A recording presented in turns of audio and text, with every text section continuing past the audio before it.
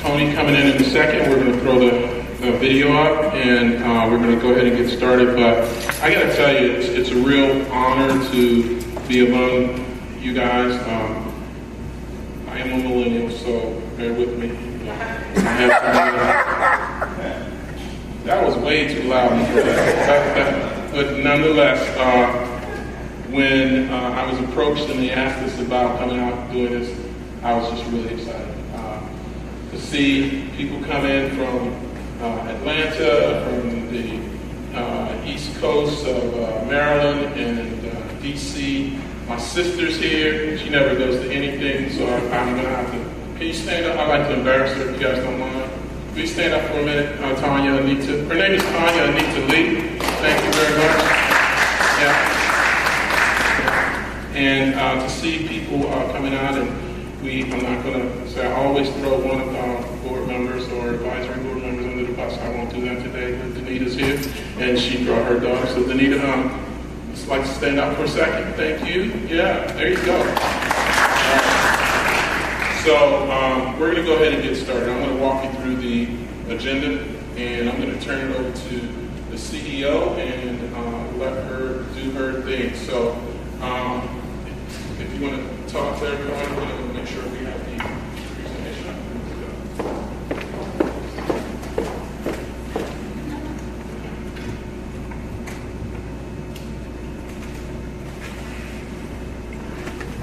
Good evening, everyone. I'd like to welcome you to this historic landmark building, the Thurgood Marshall Center for Service and Heritage. It's just so exciting this evening to be able to provide this type of program. We're in a transformational year. We ended 2018 with a great retreat. We were able to agree on me establishing an advisory board that would reach further than just the local area, but nationally. So with that in mind, I was able to reach out to Rick Lee, who graciously agreed to be the chair of our Thurgood Marshall Center Trust Advisory Board. And within 2 months, it has grown tremendously. We have about 24, 27 members to the advisory board, so we're very excited about that. I just want to say that we've always had a great mission in terms of social justice, but we understand now, today, that our children are our future. So we've restated our mission, and I'd just like to read that to you. To be the beacon of superior student development in communities across America by expanding access and opportunities from cradle to career.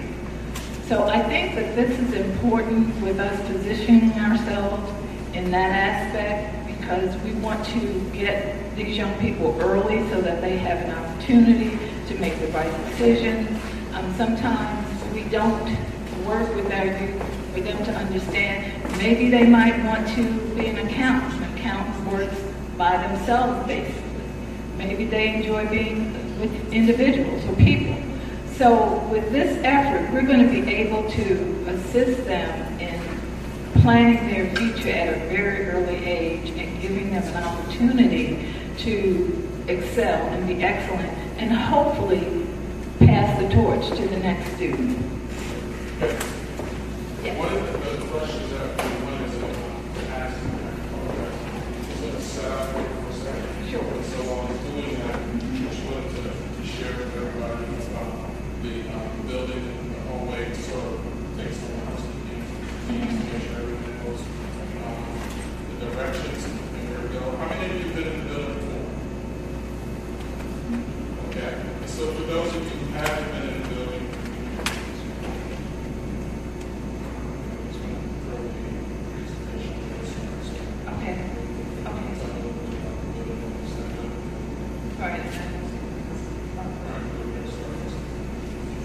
Okay. All right.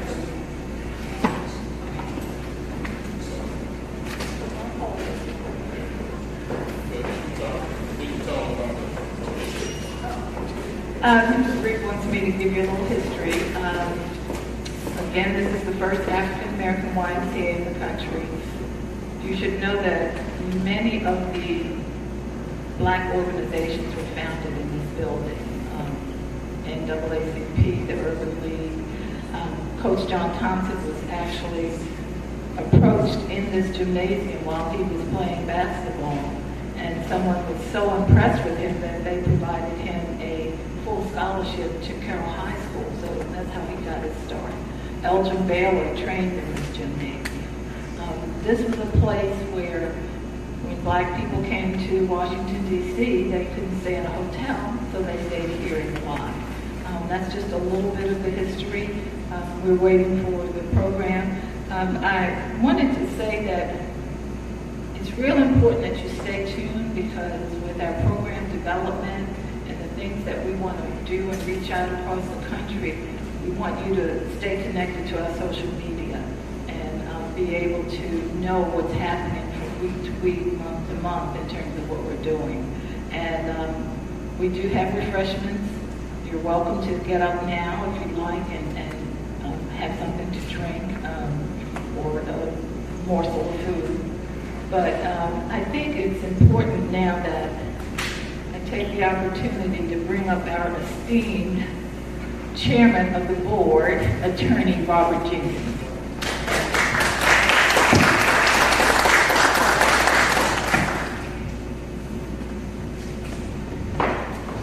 Thank you, Tommy. Good evening.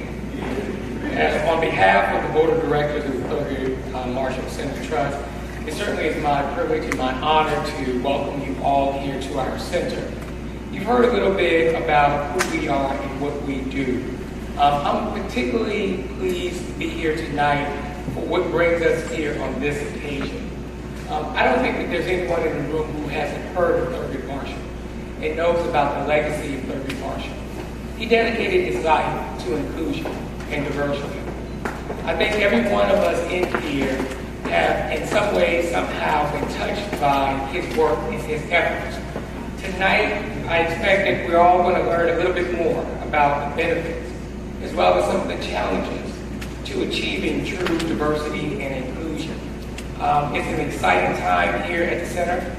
This is only the first of many more programs we plan to have that it's going to extend our reach beyond just being here in the metropolitan area of Washington, D.C., but we certainly have aspirations to be known for our work throughout the nation. So again, I welcome you here tonight. I pray that you enjoy the information that is shared with you here tonight, and be engaged, This is not designed to be a one-way street. This is designed to be interactive. We've got some very talented, gifted panelists that will be joining here with us tonight, and I think it will be enjoyable for everyone. So again, welcome and thank you for your attendance.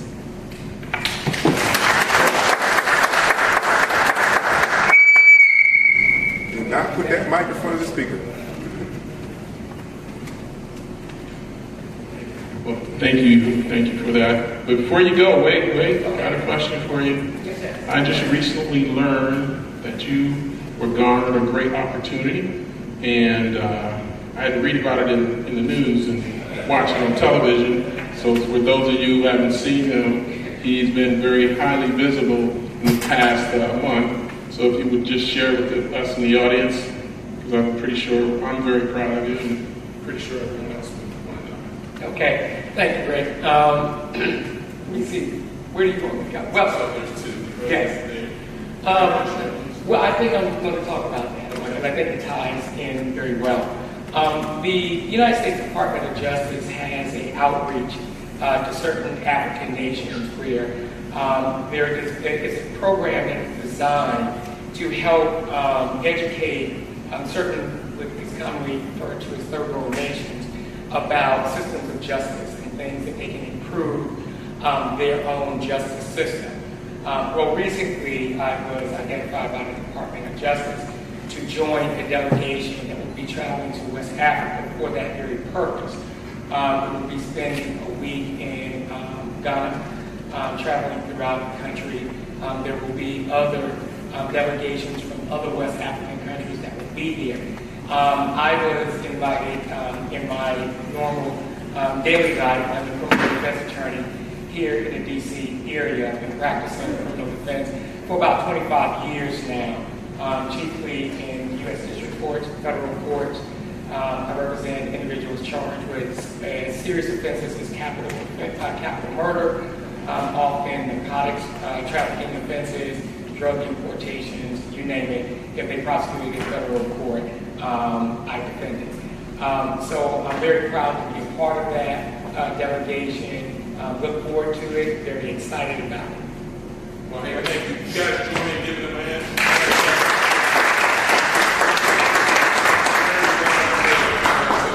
Thank you, sir. It's a real pleasure. Well, we're going to go ahead and we're going to kick it off. And again, I'm Rick Lee. And before we flip this up, I want to know who you are, right? And so as we go around the horn real quick, I've already embarrassed some of the people that I do know. But we'll start with this young lady here. And if you could tell us who you are and what you're looking for as you go through today's song.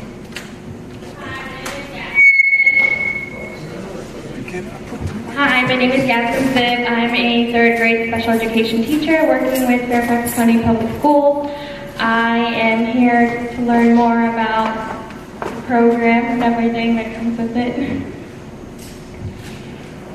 And the thing that she didn't mention, I'm her fiance. My name is Tijani, and I'm a social worker. I graduated from George Mason University. I'm invited here by Mr. Lewis, who I consider to be one of my mentors growing up. Good evening, everybody. I'm just here with Tijani. But I'm Louis Forrest, and I'm one of the chairs for the University Relations Committee for the Senate. Good to see everyone. Good evening, everyone. Dr. George Hodgson, I'm part of the Thurgood Marshall Center Trust Advisory Board, University Relations. Glad to be here. Good evening, everyone. My name is Anthony Browder. I'm the director of the IKG Cultural Resource Center, which is based here in the Thurgood Marshall Center, and I'm here to support my family. Hi, you guys. My name's Matt. I go to Georgetown University, and some of my coworkers, we work at a company at Georgetown that's all student-run, and so we're interested to see how we can use diversity and inclusion more with like students at a younger age. I'm from Chattanooga, Tennessee. Yeah. Hello, my name is Justin. I am a sophomore at Georgetown University. I'm from Georgia, I'm from Asset.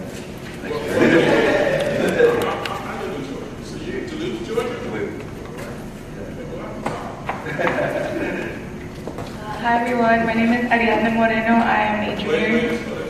Ariadne Moreno. I'm a junior at Georgetown University, also working at the student-run company. We work in people operations, which is why we're here, and I'm from Miami, Florida. Excellent. What would you like to have the summit today? So the work that I do specifically is diversity and inclusion within our people operations department for the student-run company. So we kind of want to learn how other corporations or businesses handle the topic because obviously we're students.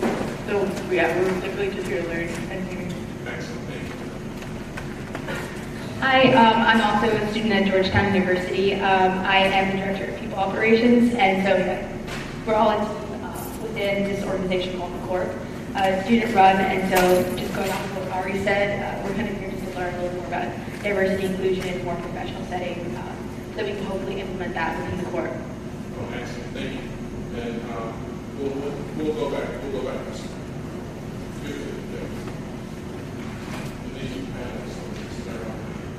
Good evening and welcome to the center. My name is Ron Andrews. I'm a member of the governing board of the Thurgood Marshall Center Trust. And Rick, I want to thank you and the team for putting this together because we got a cold-blooded reminder this week, which is why we put this together, that hard work is important. Integrity is important. Transparency is critical, but the playing field still is not level. And so we can be too cool and too kind about, why don't y'all just get over it? But if they're not going to play fair, we got to huddle up and figure out a game plan and then go figure out how to execute that game plan. So that's why I'm here, and I'm glad y'all are here. Thank you. Hi, hello, my name is Sheila Weaver, and I'm here working with Rick and Ms. Yearwood. I have a nonprofit called Academic and Athletic Alliance that I've had for a number of years. I've been in sports, so I have an athletic recruiting company called signmetoplay.com. And third, I'm trying to network for an event that I'm working with Capital One Bank on the 26th of April for Intellectual Property Day. And we're looking for 7th and 8th graders who might want to learn more about how they can protect their ideas, patents, and trademarks. So if you really have any kids who might like to do that, it's a school day. So thank you very much.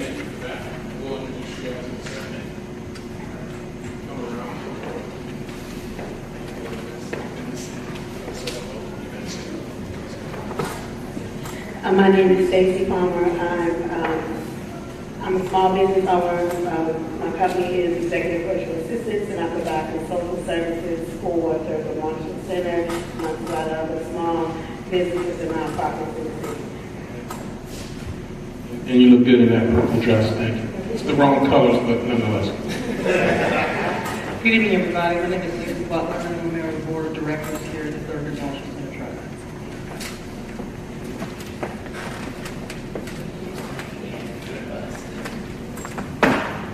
Hello, everyone. Chris Brooks, member of the advisory board and representing the STEAM committee, and that's STEM with arts added. So for those who don't know what STEAM is, that's what it is. I'm Robert Clayton, native Washingtonian, member of the River Terrace section of the city. Graduated from St. Albans Prep, so I've traveled all quadrants and wards. I am here tonight to learn from the young people how we can better message to you to help you become as successful as our bridge can make you. So thank you.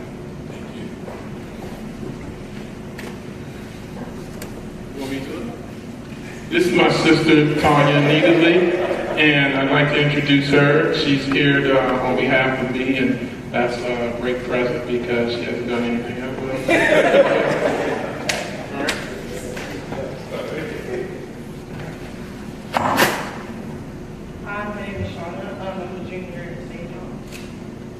And what do you hope to get out of it? All right, okay, all right. Thank you. Good evening. Ojame Bago, pastor of Centerpoint Baptist Church in Washington, D.C. Just come to get some information about how we can expand these type of programs across the river. Very good point. We will be talking about that. Yes, good evening. My name is El Tahuti, and I am a veteran of the Black Student Fund, having had 8 children who matriculated in various, what I call elite schools in Washington, D.C., and who have then gone on to Harvard, Columbia, Stanford, Tufts, so on and so forth. And I'm actually here because I'm interested in finding out what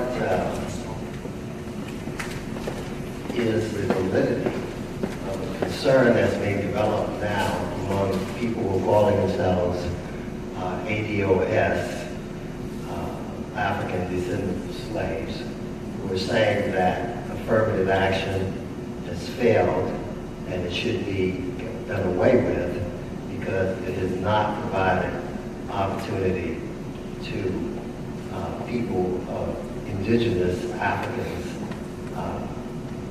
slaves in America, but rather to white women, Hispanics, and Africans, and Caribbean folks. Thank you. All right. Well, I'm going to give you guys a great hand. I believe there was one other person who had just joined us here, and we're not going to let her not be welcome. What's her name? Hi. I'm Celine Green. Yeah, Celine Green. I'm a poet. I'm a poet lawyer. And I'm glad to be here. Sheila told me about it. I didn't know I was going to have to speak. But I'm perfectly black. and I have a phone call I'm perfectly fine. So thank you so much for asking me to say something.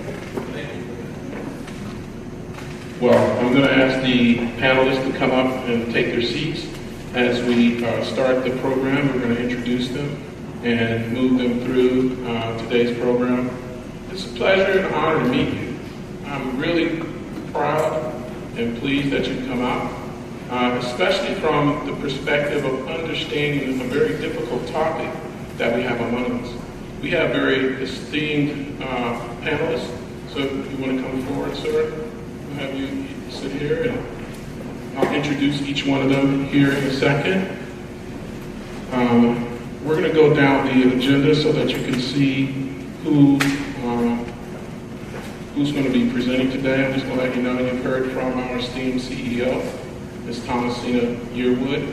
And I have to tell you, I know she spoke, she was speaking when she asked us to come to do the assessment and to meet with Robert Jenkins and go through that process. I was very excited because when you hear the name Thurgood Marshall, it resonates. And regardless of what you know about him or the topics, you know that equality and justice were the top two things that he stood for. And so I thank you for the invitation, Ms. Yearwood. I thank you for the approval and the acceptance, Mr. Chairman. And I thank each and every one of the board members for coming out and supporting us in this summit. Next, we have, you'll see beyond me is Ms. Ebony McMorris, and she's going to be co-moderating with me. Chris Brooks, you heard from. I have to tell you, Chris was in Taiwan, and he flew back and made sure that he was here to support this as well. Lewis, I got to tell you, if you think Taiwan is something, Lewis supported us as well through, what's it called again? Okay. What was it called? No, I'm talking about that other thing. We'll get back to that, right. So he endured some enduring pain to make it here. And then Dr. George Hodge, I've known him all my life. He's a dear friend of mine, and he's from my old neighborhood. And when I asked him to join, to be a part, he said, I'm in. And as Ms. Yearwood said, we have 23 strong, and then we have 3 mentors who are here to support us, to support you, to say thank you for all that you've done. Now, among us, we have the guests, our esteemed guests who are here. I'm going to share with you our first guest on my left here. I'm going to let her introduce herself, but I too have to tell you, I called her because we share a mutual friend. And with that, I want her to say hello and stand up. Thank you, and I'll be brief. Good evening, everyone. I'm Yolanda Savage Narva. I am the executive director of an organization called Operation Understanding DC, or OUDC. OUDC is a nonprofit organization that will celebrate its 25th anniversary Sunday. So I've been a very busy person. And this organization brings youth together in the DMV to really focus on fighting against racism, anti-Semitism, and discrimination. And so we have over 600 alums who have gone through this program, who have gone on to actually be civil rights lawyers and community activists. So that's what I do now, and I'm really happy to be here today. I'm really looking forward to this conversation and dialogue. So I'm very honored to have you here. It's my pleasure. It's my pleasure. The next person I'm esteemed to have here introduce himself. He's my brother, not literally, but I want to grow up and be like him one day. This is Mr. Kelly Fletcher. Thank you, Rick. My name is Kelly Fletcher. I'm with Purdue Farms as the Vice President of HR Services and Chief Diversity Officer. I met Rick when I held a very similar position with Coca-Cola in Atlanta. And when he reached out and said, hey, we're doing something with the Thurgood Marshall, he didn't have to say Center Trust, he said Thurgood Marshall. I said where and when, and it just happened to be on the other side of the bridge. And so I'm just glad to be here to provide any insights and experiences I can share. The next person is Mr. Robert Clayton, the esteemed attorney He doesn't like people to know this, but he graduated from Harvard. I once went by Harvard. I had lunch there a couple of times. I like it there. It's really nice. I'm very proud of my tie in. So, good evening. My name is Robert Clayton. As I mentioned, I'm a native Washingtonian. I'm a senior partner in a Chicago-based law firm, Goldstein & McClintock.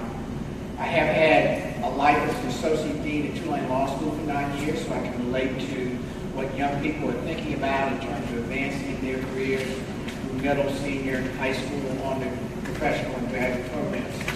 I also now have taken upon the task of understanding that for you to be competitive in a digital economy, you must, in fact, develop STEM-related skills.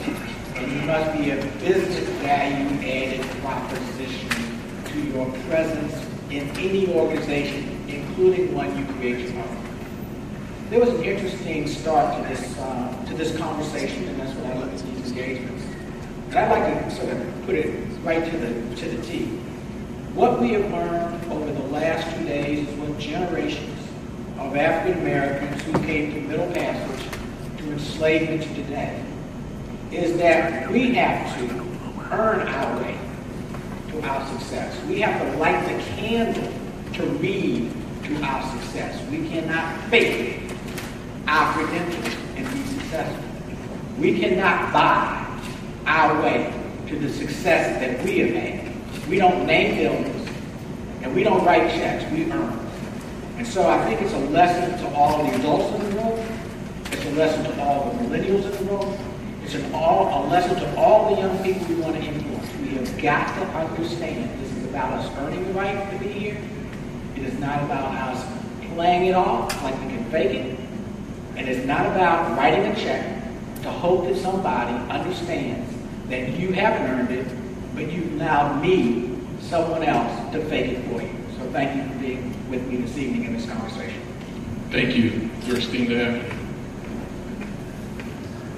Good evening, everyone. My name is Nathaniel Benjamin. I am the Deputy Chief Human Capital Officer at the White House Office of Management and Budget.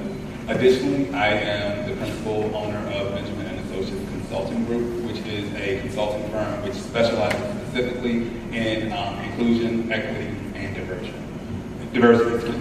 And so, if I'm going to speak to my story very quickly, I am a Washingtonian. I grew up in Northeast DC. I went to neighborhood school. I grew up in this area, and I know this area, and it definitely resonates with my heart. Graduated from Maryland schools such as University of Maryland Eastern Shore, University of Baltimore, and Johns Hopkins University. I have been in the federal sector for about 15 years. I entered leaving out of undergraduate, under my undergrad, and ended up becoming an executive within 12 years. And so I am very excited for the opportunities that I've been given, but the opportunities that I've worked for has been basically hard work, networking, relationships, and really reaching out and making sure that you build the connections, because any and everything and every opportunity that has come my way has been a result of those networks. So I thank you all for this opportunity, and I'm really excited to be able to speak with my panel. Well, before you sit down, I have to tell you, when I called Nathaniel, and he was referred to me by Mr. Lewis Forrest, and I talked with him, I was blown away. We really greatly appreciate you being here.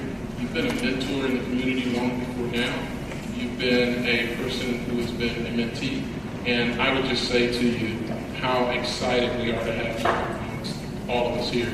Now, I am a millennial, but we know you're the youngest one there at the state. So I want to thank you for that. And we're going to go ahead and we're going to get started.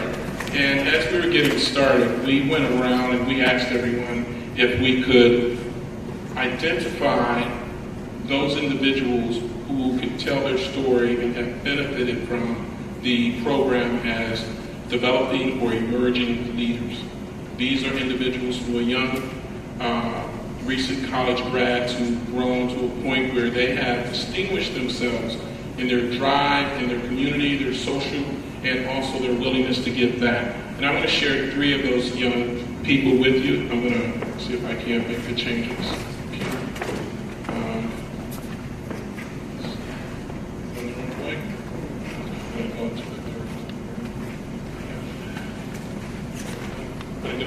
three honorees.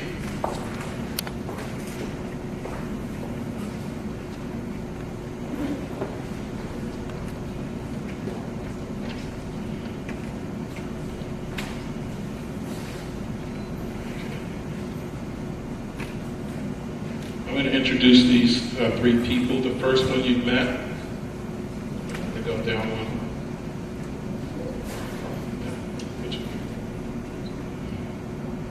Page number 5. Right, there you go. And you may recognize the first person we've already introduced, Tijani. We're going to actually let him speak a little bit about his background, but this young man, as was pointed out, was part of the First Gen program. I myself am a first-generation college student, college graduate, Marine Corps officer, commissioned, an executive. Moving through the community, there's a lot of firsts that I've had to undergo. And so when I met this young man and I saw his story, I could instantly relate. But more importantly, I am extremely proud of what he's done in his community. And I'd like to give the mic to him and have him to introduce himself for a second.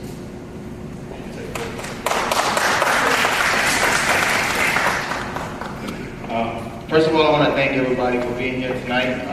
I'm definitely honored to be here.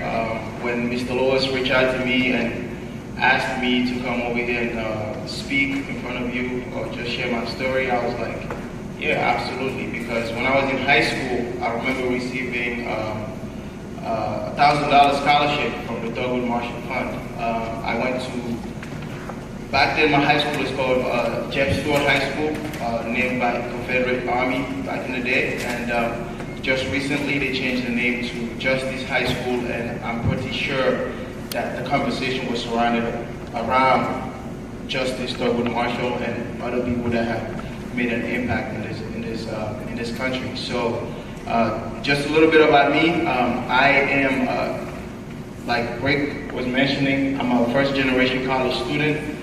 Originally, I was born in West Africa, Sierra Leone. My dad is from Nigeria. My mom is Sierra Leonean, so they met in Sierra Leone and got married. And my mom had 8 boys, no girls. I'm number 6. So when we came to the United States, as soon as I got to the United States, I knew that life has changed as I knew it. The opportunity that I was exposed to here were different from the opportunities that I had back home in West Africa, Sierra Leone. And so my thinking was, if given this opportunity, what am I going to do with it? So I just made sure that I took advantage of everything that was exposed to me. When I was in middle school, one of my counselor, Ms. Porter, recommended me for the early identification program, which Mr. Lewis was the executive director. The program basically provides resources for first-generation college-bound students. So I was part of the program from 8th grade to high school, and then they provided resources, mentorship, college application processes, scholarships, and everything like that to go into university. So luckily, I was accepted into George Mason University, where I studied international development in an effort to give back to my community. Currently, what I'm doing, I'm a community social worker. I work for a nonprofit in Fairfax County. The goal of the organization is to try to prevent and end homelessness. And I work out of a public housing complex where I do case management for adults. And also in the evenings, we have after-school programs for the youth. And the idea behind that is to try to end that generational poverty, the cycle of poverty, and in hopes that when the kids get to the level of where they can make decisions, they are better positioned to do that. And so I have a program that I actually call Life After High School that I meet every Tuesdays to discuss options for the students. Not necessarily going to college, because not everybody can go to college and survive or succeed. But what do you want to do after high school? And then we just talk about things that students are interested in from there. Thank you again for having me, and I look forward to learning more about it. Thank you very much.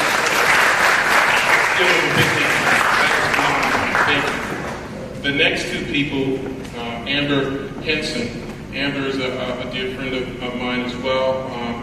Amber is a young lady who I asked her, if there were 3 things that you could say that would describe you best, what would they be? And the first thing that she said was, I am resilient. And I said, that's great. She said, I'm result-driven. So that is phenomenal. And she said, yes. I said, okay. I don't think that's an action word, but let's go with it. What does it mean? And she said, I said yes because I played basketball. She's 6'6". She was a power forward for Duke University. She played for the United States Olympics women's team. And she was a prolific scorer. But she was asked to participate in a thesis project with regards to business analytics. And she said yes. And because she said yes, she went on to get her bachelor's degree, her master's degree, and her MBA. And now she is a consulting manager with Accenture, and she's really, really blossomed. And so I asked her what were the influences, and she talked about the greatest influences in her overcoming the obstacles, because she stated that her time was very, very crunchy. And she also said that being a student athlete was more of a myth than it was a reality. And so the ability to make sure that you had something to stand on was very critical to her. The third gentleman is a young man that I met in Atlanta, Georgia. And he too is first generation. Not only is he first generation everything, he's first generation American.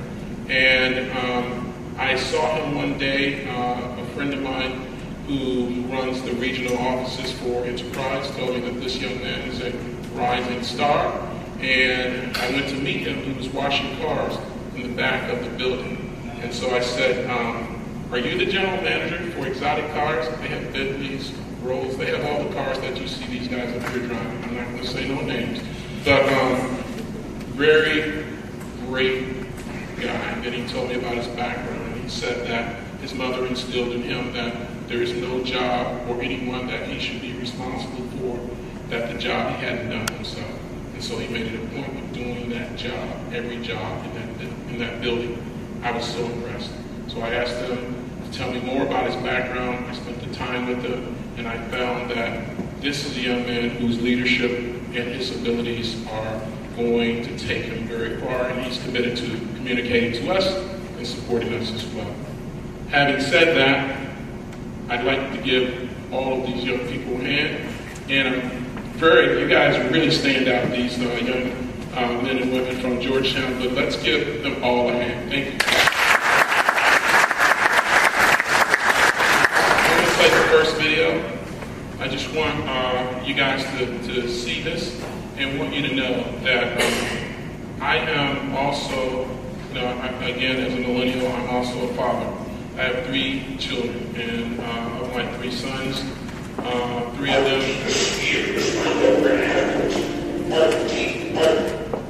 Start filming.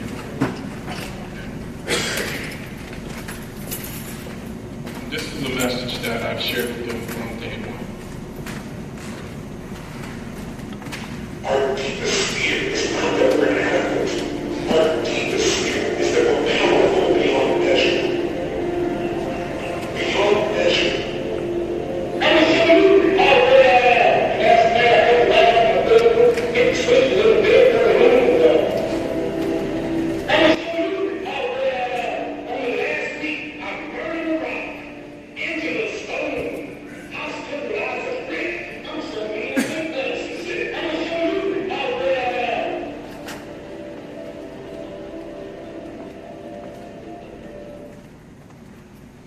So the message itself is in your moments of decision that your destiny is shaped.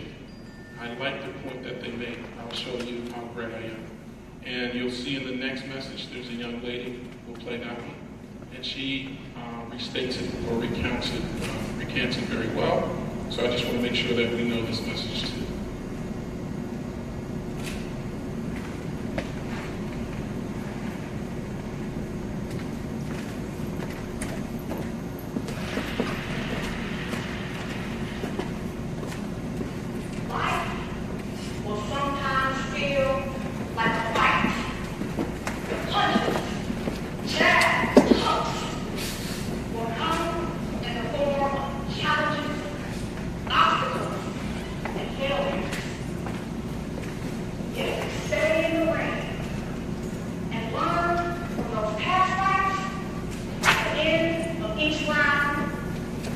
feel safe. Mr. Contest Chair, fellow fighters, can you think of a time when life tries to knock you down? Who was your toughest opponent? Most often, our most challenging opponents is ourselves. What do you think of that? I think that's the best way to start. The question that I'm going to open up to the panel, it starts with diversity and inclusion. Having a career in corporate America, just so you know that my background starts in finance, operations, HR, and now business development. And going through that, we do the management reviews, the hiring, we do the what's called a quality of organizational readiness. And whenever we talk about diversity and inclusion, we get this. When we see the right diverse pool, we will hire them. So my question is that a myth or is it a fact? And I'll open that up to the committee and let anyone who wants to take the mic start off by talking about what does a diversity pool look like. And when you do, restate your name and your occupation.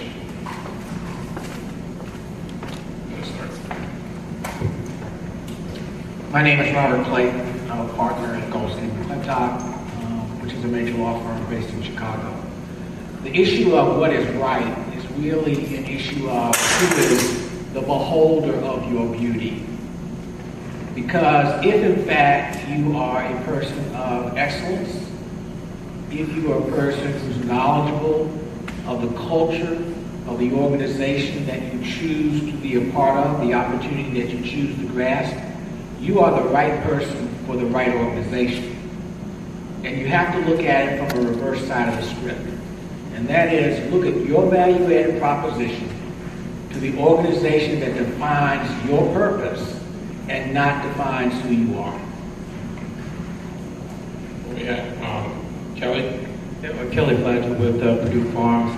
I think most organizations have recognized the value of a diverse workforce.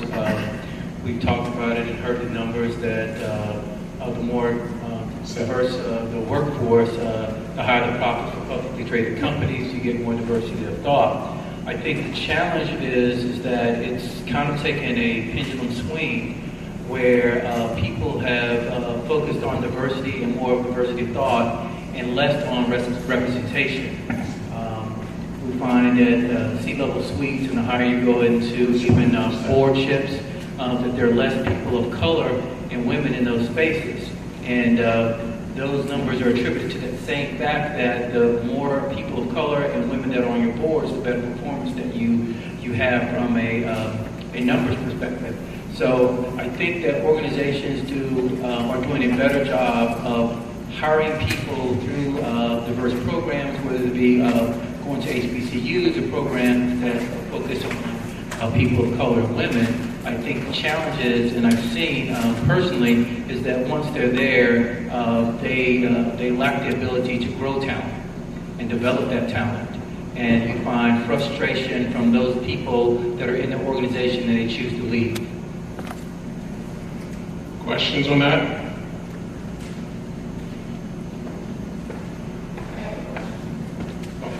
Based on the observation that you just made as it relates to recruitment to retention, and then value-added diversity propositions in terms of bottom line, return on investment to the shareholder, why are there obstacles to retention when there are open doors to recruitment? Well, it's a couple of things. It's timing. It's also, again, to your point, the value proposition for the associate, and does it line up with the organization? But when I think to your point of retention, I've seen in instances where you've had high-performing people of color and women that are ready to grow and excel, but the organization wants them to check every box to ensure they're successful. And because they're wanting them to check every box to ensure that they're successful, their time is expired in how I'm trying to grow in that ladder, because I have another organization that says I'm ready now. But you've developed me or given me opportunities, but you won't give me my chance at the plate. You put me on the on-deck circle, but you won't let me take a swing at the pitch. And so I'll go somewhere else and do that. And so a lot of the times your expiration time period from a retention standpoint doesn't match up with the people and how they want to grow their career, whether it be vertically or whether it be horizontally.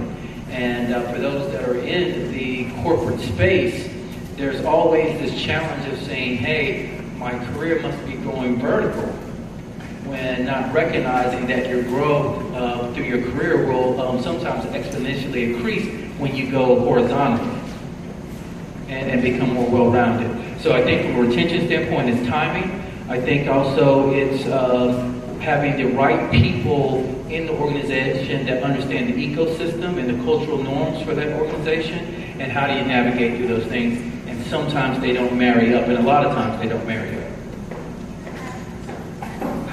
And I'd like to add also on the retention piece that I think that it's easier to recruit and get people in once they're in a setting.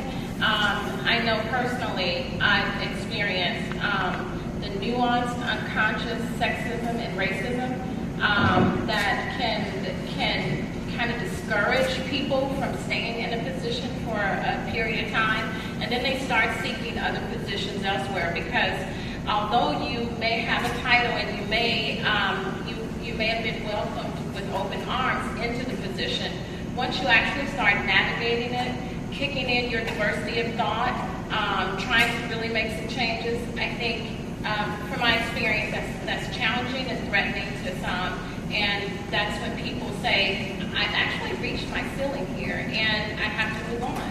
And so I think companies, organizations, even nonprofits, people who work directly with boards have to kind of take a look at the bigger picture and figure out how they actually retain the talent that they recruit.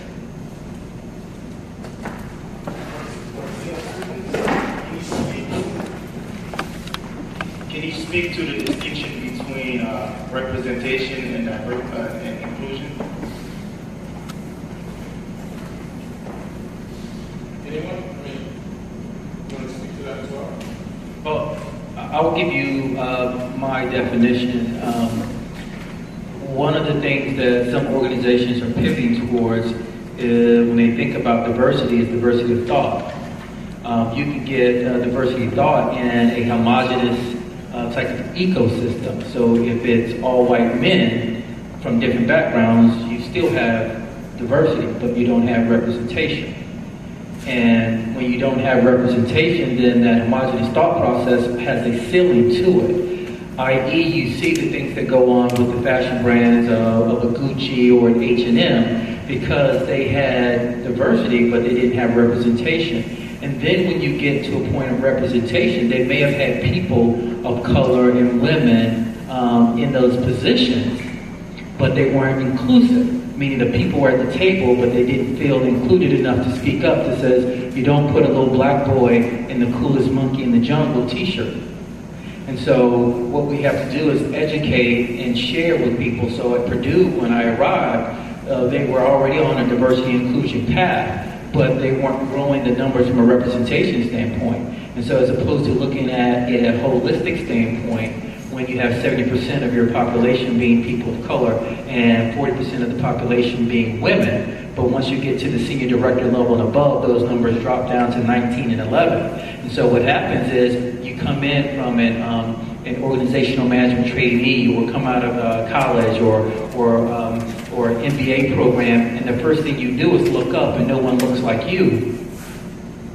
Then you kind of start to count your days to kind of say, how far can I go before I have to exit and go somewhere where it is representative of what I look like. So we are focused on, and I think a lot of organizations have to be focused on three things. And anytime you're doing talent within an organization, you're either building it, buying it, or borrowing it. Borrowing it is when you bring in a consultant. Building it is when you're developing it within, and buying it is when you're bringing someone at a more senior level to do that. And most successful companies do those things simultaneously. They build it and they buy it. So as the people they're building, they have people that are beacons to kind of say, I see someone that looks like me that's being successful at it. And I'll say one other thing. These things happen through social resource groups or business resource groups or ERGs. But it's still going to be a vicious cycle to where the efforts that go into don't get the investment out of it until these groups of people of color, African American, Hispanic, women, disabled, stop singling each other by group and empower each other. And so if we don't drag all of us along each other, then we're going to be segmented to that. And then it's always going to be, well, that group got it and another one didn't. Yeah, I just want to add on to that point. So one of the lessons that I learned within my positions is that really, like, you have the term diversity, and we're always focused on the numbers, but that inclusivity is really the key when it comes down to this, because as we've stated on this panel, if you're bringing people into your organizations and they don't feel like they necessarily have a voice, we sitting in these seats have to figure out how to create that voice or help that voice to be created. And so within the space that I'm in, one of the things that we do when it comes to diversity and inclusion is we look at each and every represented group, and we try to highlight those things when it comes to highlight those groups when it comes to programming. It's very important to make sure that programming is seen, because when you are representing and working and advising your senior leaders, you have to let them know what is important to the organization. These are the values that are important to the organization. Sometimes it's the right thing to do. Other times you're going to get the bang for your buck and you're going to get the bang for your investment. And so really working with our senior leaders, working with our directors, and showing them that these are the right things to do, and this is what the organization could look like when we do these types of initiatives. And so, yeah, definitely focus on the inclusivity. Thank you for that. That's actually a great point that each one of you, in fact, we talked about. Mike. Sorry. So often accused of talking too loud, but didn't realize I wasn't talking loud enough. Thought that was a very good point that was being made, especially the remarks with regards to the numbers and the process. Believe it or not, this is the toughest game in the world, is to be the facilitator for diversity and inclusion, because a lot of times you have a tough time being a fiduciary agent, being that person who has to represent the underprivileged or underclassed when it comes to promotions, and at the same time being the person to represent the organization who has hired you to grow that set of their employment population. So the questions are very much there. What you stated, especially how you put it, was very, I think, poignant. And one of the things that we wanted to show, and my tenure has been, when you look at that question, you talk about diversity, you see the question that says, does diversity really matter? Well, we have here, and I'm going to turn it back over here to Ebony, but we have the trends. Companies with diverse executive boards enjoy significantly higher earnings and return on equity. And that's in the West, that's Europe. You see the countries there, France, England, the United States. The data is there, it's glaring, and it shows. And yet, for the longest time, we couldn't tell whether or not that was there. Any other questions on that? Yes. Just said about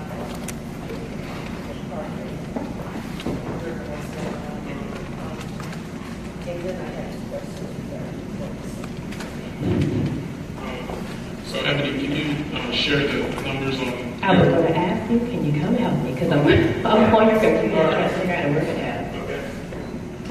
So, the numbers that we were reading, for the most part, were, so the breakout by country, we show that for the return on equity, we show that the countries such as Germany has 10.3, percent return on equity at a faster rate. And then we show the United Kingdom at 27.8% ROE with boards and executive members and leadership that are diverse. And then we also show the United States at 16.2%. And when you look at that, for the longest time we were asking the question, does diversity matter? And now we're seeing it. And it goes on to say that comparison of top quality quartile to bottom quartile, it lists the companies such as, let's bring it in here. It shows the European companies. It shows the companies that are Uber, Netflix, M&T Bank, all of these companies which have, over the past 5 years, garnered a diverse leadership team, have had the greatest amount of return on equity. Does that answer that question? Yes. Okay. And you had a second question. And ladies and gentlemen, she didn't get a chance to introduce herself. We'll get your stand up. This is Ms. Lonnie Lamb. So, There were two things. I was interested in what you said about the fact that people we want to grow the career within the organization. And I was wondering if you were making a distinction between the expectation of the journey for people in men or people of color or people who add to the diversity, or do not all of the people that are journeying up have to go through that kind of career growth? So I think that the question was in reference to diversity inclusion and the how it relates to retention. And if you look at most retention studies, they'll say, why do people leave an organization? Number one, people always think it's money. No, it's the relationship with their direct manager. So it typically goes in this order: the relationship with the direct manager, then it goes into their job and how they feel about it. Number three is typically what is thought of their direct manager. If the direct manager is very well thought of in the organization, then I want to be engaged in that space. 4 is my personal development in my career. And then number 5 and 6, we kind of interchange those, is then pay and benefits. So people don't always leave for money, they leave managers. And so if you can create an ecosystem within an organization that's always challenging, that's always growing someone's resume to make sure that they're always marketable, they're less likely to leave because they're getting their intrinsic values within that organization. But there's a timestamp on it. It's like milk, you can sit it there, but if you don't use it, it's going to spoil. And so before people feel like they're spoiling, they'll need to go to another organization that really appreciates them. And so companies are doing a better job of onboarding people, but they're not growing their career. And as we touched on, they're in that space and they're not feeling included. So you can invite me to the dance, but you didn't ask me to dance. So am I just going to sit on the wall, I'm going to tap my knee and those things like that? So you have to create the environment, you have to put them in that ecosystem, but you also have to make them feel inclusive. And then that next step is, do I feel like I belong? And that's when you get that longer tenured, or even if they don't stay, you get that higher engaged associate. Rick, I'd like to make My observation was, it sounds like in the 70s, there was this whole affirmative action, and there was a feeling that people were being invited into companies, not necessarily because they were qualified, but because of their race or their gender.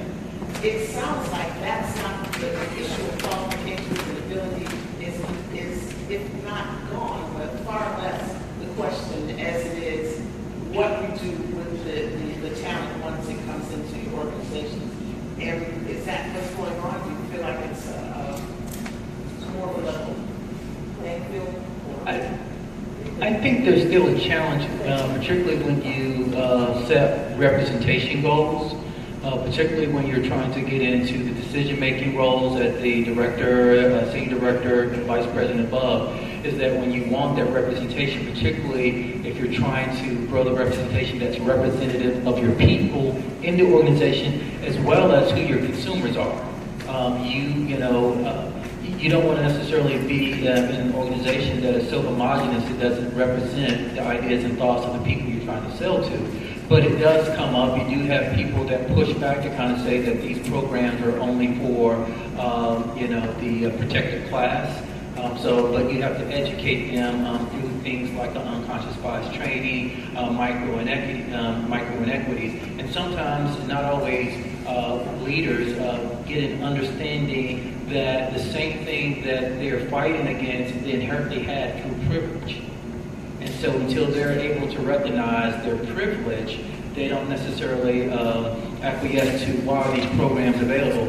And then you really move the needle when the people that have the privilege use that privilege to benefit others. I want to step in quickly and just piggyback a little bit off and ask the question of what you just said, because many times the companies that you deal with don't realize the privilege, and so you see yourself inside of a company fighting to be heard, fighting for your voice to be heard, and it's not as easy to, go to another company after that. It's hard to find jobs in certain sectors. So from a micro to kind of macro level, how do you, if you find yourself in that situation, how do you survive in that situation, and then what steps do you need to take, whether it's HR or something direct with your management, in order to help move the needle forward? And I do understand doing that can also risk your employment at that job. And I'm asking this because I was at a meeting with several owners of Fortune 500 companies, and they were kind of talking in circles, and it sounded like roses. But there were people in the room who had been through this situation, and when they went to HR, faced many roadblocks, and felt that they were blackballed or scared to speak up inside of these companies. But they knew they weren't going to be able to get the benefits and the finances going to another place. So how do you survive in that bubble? I'd like to make a couple of reality checks here. First of all, arithmetic progression leads to geometric retention problems. So let's deal with the reality of when you start with smaller numbers and you put in the same influences for progression, you're going to have a geometric impact if you start with smaller numbers at the beginning, regardless of what we do or don't do in an organization. The second point I'd like to make is whenever, and I was in law school administration working with major corporate firms who would have 1,000 lawyers and 5 equity partners, and I always got the message, we want to do this because it's the right thing to do. And I always said to them, if this is about the right thing to do, then we're morally bankrupt. Because if it was the right thing to do, we would not be in this conversation today. It would be what the problem is, if the bottom line is your return on investment is greater in proportion to the numbers of diverse representation on your boards and in your C-suite.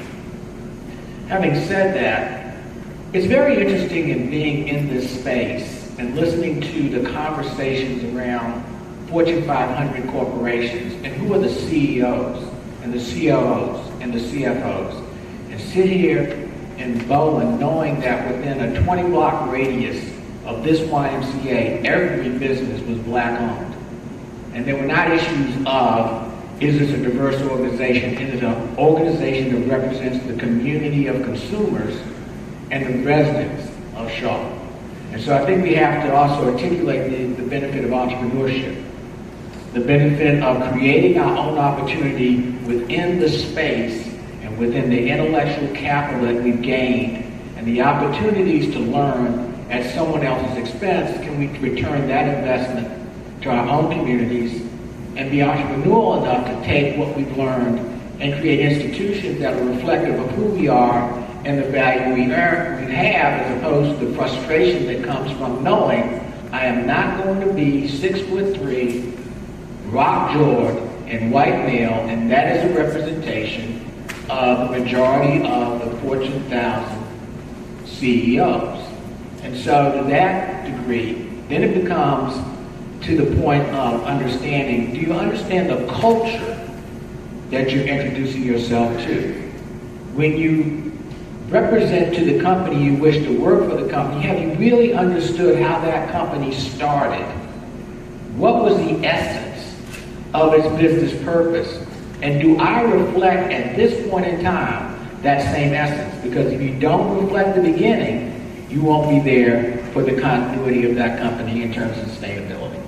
That is an excellent point, and you also help with transition. So I want to say thank you for that, because we are going to be talking about social norms and talking about understanding what it takes to be a contributor, a valued contributor in the organization, and to be counted in that organization, which is a major part.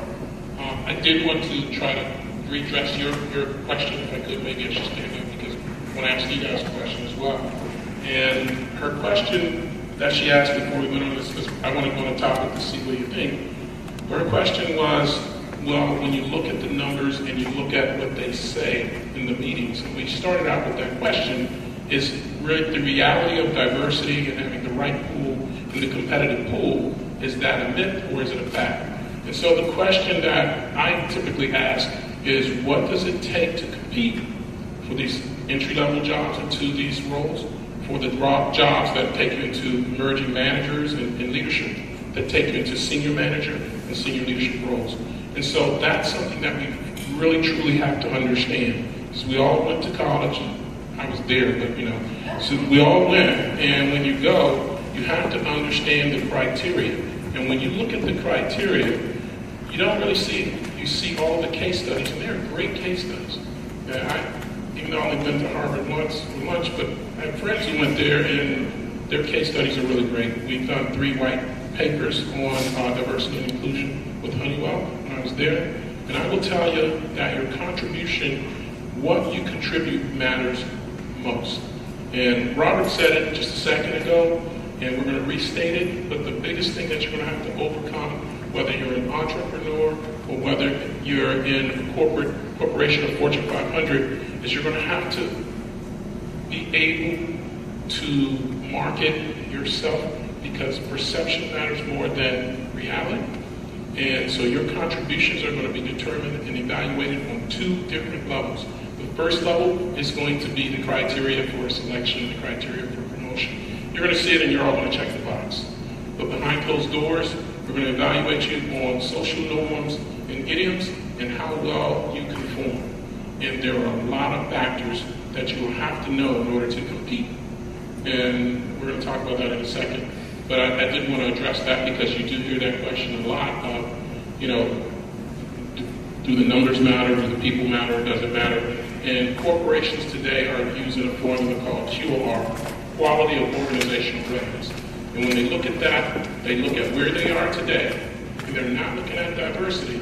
They're looking at what holes do they have if they go into a merger, and what holes do they have if they acquire another company. In 3 years, what should their organization look like, and where are they today? And then they evaluate you on a level that's far greater than a schematic, pneumatic, how did he perform this year or she perform? They look at, do we have a leader who can represent the go-to-market strategy for this product or this brand? Do we have a leader who understands the international market and the components that it takes to work in the toughest country for me was Saudi Arabia. We had to ship people in to work in Saudi Arabia because you can't work there for greater than 90 days. So these are some very tough things that they look at over a 3 to 5 year period, and they're evaluating you, and you don't even know. So those are questions you're going to have to ask coming out the gate. But having said that, I'm going to turn it back over to you. We're going to go ahead.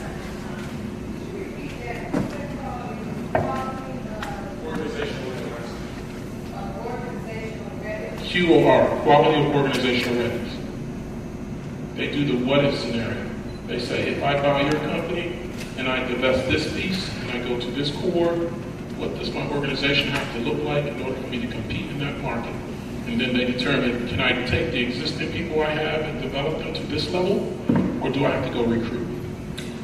And a lot of times you see those processes where they're moving people out because they know they have to recruit to fill the positions to as what Kelly said earlier, because they haven't developed the talent to the level of readiness. So that's why it's called equality for organizational readiness. We're going to move on to the next topic, which is acceptance and respect. According to a recent Nielsen survey, 64% of Black women in the U.S. agree their goal is to make it to the top of their profession. McKinsey and Leanin.org, meanwhile, reported that 83% of Asian women, 80% of Black women, and 76% of Latinas say they wanted to be promoted, compared to 75% of men and 68% of white women in their study. And yet, despite representing about 18% of the U.S. population, women of color represented only 4% of C-level positions in 2018, falling far below white men at 68% and white women at 19%. Even graduating from prestigious business or law school has not been helping much. So the question is, what factors will lead to them advancing? And I know we've kind of discussed this, but in particular for women especially, how can we do that? And what microaggressions and biases are some of the things that they may have to face? Wow, we have about 10 hours. So, I'm actually going to back up a little bit and not talk about the position I'm currently in, but talk about the position I was in prior to the executive director position, although there are many challenges there too. But I want to go back to a position I held that had the title Director of Health Equity. And coming into this organization, I thought I was going in to actually direct the health equity program, make changes internally, externally. It was a national organization. I probably should go into more detail than that. And I would say about 6 months into this job, I clearly understood that I had hit a glass ceiling, and the health equity work was really actually based on talking about disparities. And I guess what I'm trying to say is that it was very interesting that that was never actually what they intended for me to do. And I actually thought that there was an opportunity to grow in this organization and really actually affect change in the health equity sphere. And that was actually the opposite for me. And I eventually left because of that. But I look back on that and I say, what could I have done differently to actually navigate the system that I was in and rise to the top, which is where I wanted to go. And I would say that one of the things I had not established at that time was really my own leadership development, my leadership strategy and my leadership style, and really understanding what that was and how to actually create opportunities for myself to be able to do the thing that I wanted to do. And I think for women in particular that there are so many intersectional spaces that we feel that we have to really be clear and understand who we are and what our philosophy is before we can actually push forward and make those changes. And so, if I could offer any advice, I would say to really figure out who you are, what you bring to the table, and who you are as a leader. And not to say that those things will automatically happen, but I think understanding that internal piece is really key to moving forward. I'm gonna piggyback just because there's some young women in the room, and I'm gonna give you a point, but because we have young women in the room, and I'm just gonna say this from a personal testimony, and that is, I was in that situation as well. My background is radio and television, working for major companies, combined for about 20 years. Found myself in that situation. Went in wanting to change the world of journalism, tell my story, tell my own people's story. Didn't happen at all, and it was very hard. And while they wanted me there, they didn't want me to talk. And if I had to go back again, I learned this later. I would say any industry, and correct me if I'm wrong, go in, number one, with the intent that you should have an exit plan. always having it. So I start with the end in mind when I go into anything now. The second thing is I go in learning the business behind the business. I know what my talent is, that's not hard, but it's the business behind the business that you're going to always have to fight. And that's because next time if I ever have to tell a company bye, I'm able to launch and start on my own. So I always create an atmosphere, even in my networking. But now, when I'm in my current position, my networking isn't networking for the company, it's for myself. Because there are many people in this room that can tell you, they wish they would have been able to leave when they wanted to leave, but because we don't always create the space for ourselves and even network with people outside of that space, it's hard. So when you end up doing it, once they tell you bye. So start now, anything you do, learn that company inside out and do that for yourself. And I hate putting stuff out there, but HR is not always for you, it's to protect the company. It's to protect the company first. And I found myself in a lawsuit. That's when I really understood that. So I had to fight for myself. So just go in with the end in mind. Anyone else on the stage? Yeah, I'd like to add to that. So I can't, of course, speak as a woman, but what I think is important is that when you are in a place of privilege, that you help those that might not necessarily be in that place. So when you are in a place of privilege, that you serve as an ally to those. Speaking of which, every organization that I've gone into for promotion, and I have beaten out every person that was on that staff. But instead of letting that go to my head, what I did was I said, like you, when I have my exit plan, I should be able to build someone up so that they can then succeed me into that position. And so for every position that I've left, I promote, the organization has promoted someone within. But so it's really being that ally and being that person that can be there to help champion someone, because the same way that you're going to, the same way that you might have someone that is an ally for you based on whatever your either privilege or subordination is, you need to be able to reciprocate that and do that with someone else. I won't get to the point of mansplaining just like you. I'm not going to do that. But I'll just talk about what I've heard. For women that are in senior and executive positions, just recognize that other women are watching you, and you really, really do set the tone in how you navigate organizations, whether it's even an organization, whether it's entrepreneurship, other women watching you. I did have an opportunity, Rick, and Dr. wasn't Harvard, but I did have an opportunity to spend some time at Cornell. And one of the discussions that came about is that one of the things I shared at a previous company, the two hardest working people in the C-suite were two women.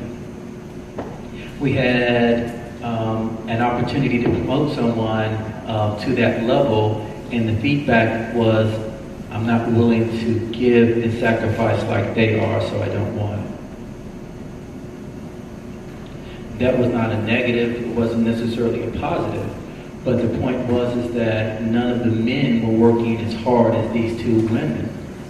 And I'm not willing to sacrifice my family and what I find important for that position, because that's what they saw that those two other women were doing. And not to say that that's what was required, but that's just what the perception was. So just recognize that, not only women, but people of color, other people are watching you and how you navigate. So I'm a dad of 3 girls. I have girls who are 25, 30, and 33. And what I find difficult for them is, how do you balance your femininity while demonstrating masculine temperament? How do you maintain and balance your femininity and demonstrate masculine temperament? Because if you can't strike the right balance, then you're either seen as too soft or you're seen as an itch. And therefore, there's an uncompromising circumstance, because it's very difficult to understand from a white male perspective or a male perspective of what we consider to be the right balance. And so what we end up in is a predicament of not fully reading enough to understand enough about how that balancing act was necessitated. When I first looked at the statistics, and I've looked at these statistics from the time I entered into law school administration, black, white, Hispanic, no, Latinx, white Hispanic, Miami, Republican, Mexican American, to now it's Latinx. But I read a book recently that Toni Morrison did, Dealing with the Others. And I encourage all of us who haven't read it to read it, because it defines how we got to a point that we look at statistics that say black, white. That is not a Lord-driven distinction. It is a distinction that was created to ensure that we were always, if you were black, considered an other. And as an other, you can never maintain equity in any organization if you're looked at as an other, because an other is an outsider to the organization. And I say that to all the young people and to us contemporary millennials, as Rick has said. We need to do a lot more reading from folks who are a lot more in depth in terms of understanding how we got here, to understand where we are and understand where we're going. Because as long as we're looking at statistics that say black and white, we're always going to see that there's a predicament that the others can never succeed to the same degree of equity and merit as those that are not defined as others.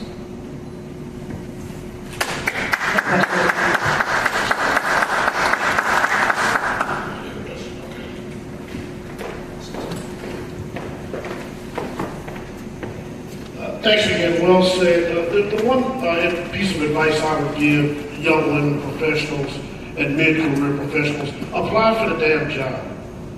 I have more people coming to my office or calling my office or emailing me trying to talk themselves out of opportunities that may be there. If you're an individual contributor and you want to be a team leader, you might be ready for that. You may not be ready to be CEO or COO, but you have an opportunity to move from supervisor to manager, from manager director to vice president, and so forth.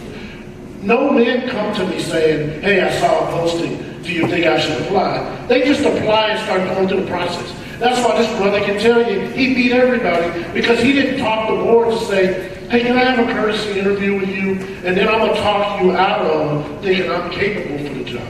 Because in our 15 or 30-minute coffee conversation, I'm doing my math, I'm doing all the things that Clayton tells us about, and it's like, I don't know if you're ready, I don't know if you're right.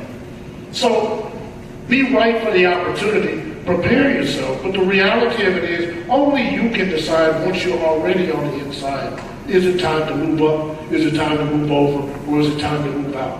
But don't be waiting for somebody else to tell you. Now the men, I can tell you quite frankly, we do for the things that Clayton said. They tap me on the shoulder, hey, we think you'd be good for this interim opportunity or this acting opportunity. And that's how you're adding up all your value adds. So you do your job very well. And then you do that special opportunity incredibly well, and you've done a favor for somebody in the C-suite, now you're in the pipeline. But if you're still waiting for somebody to tell you it's your time to shine, it's your turn to bat, you're never going to get that bat in your hands. And that's what's happening to young brown and black sisters in corporate America every day. And you're talking yourself out of opportunity. Well, I'm looking at the job description. It's got 10 criteria. I think I only see 6 or 7. I look at the same 10 criteria and I'm like, 50% of the job we got and 50% of the job we're going to get. I can figure out on-the-job training. Just give me an interview, right? So go get the damn job. Thank you.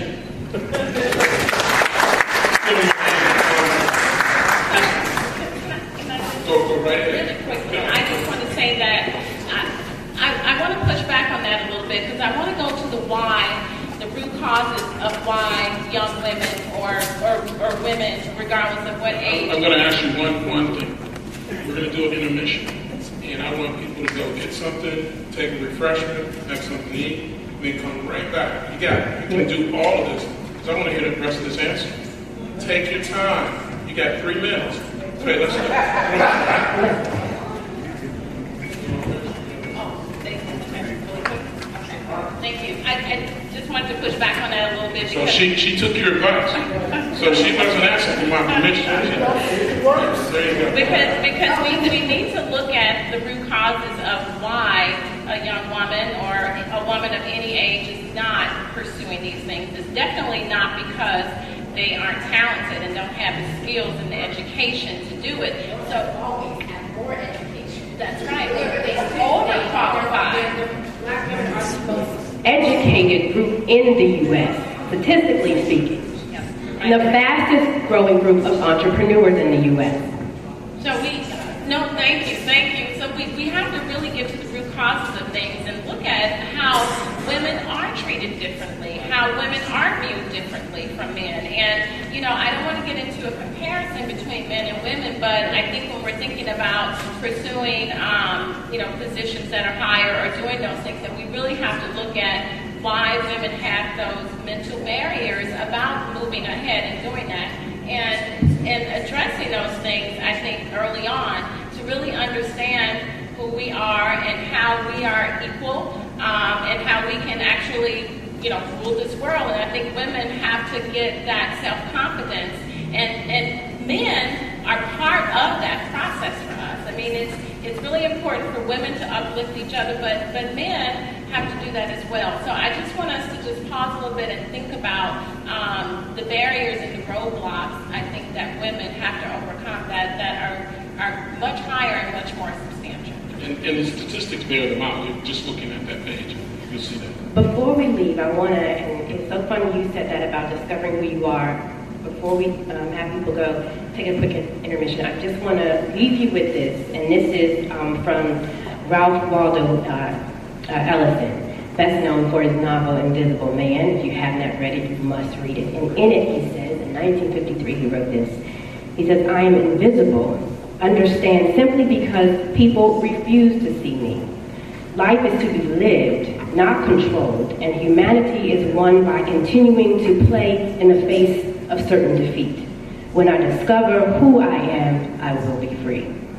And with that, we will dismiss you for the intermission. We want you to go and refresh, come back, because I want to ask you two young ladies. Yeah, I'm with you. So I want to ask you, do you agree? And more specifically, I want to ask, for those of you who are starting out in your career, what is your perception of your career growth as a woman? Do you believe that you're going to go as far as CEO suites, C-suites, or where do you think you're going to go? I'd like to know that. I'd like to know what your thoughts are. Okay? So please, there are refreshments right here in this room to the left. Is that right? What's that room? Yes, to the left. What is it called? Conference room 2. So we're going to go right here to the left. Conference room 2.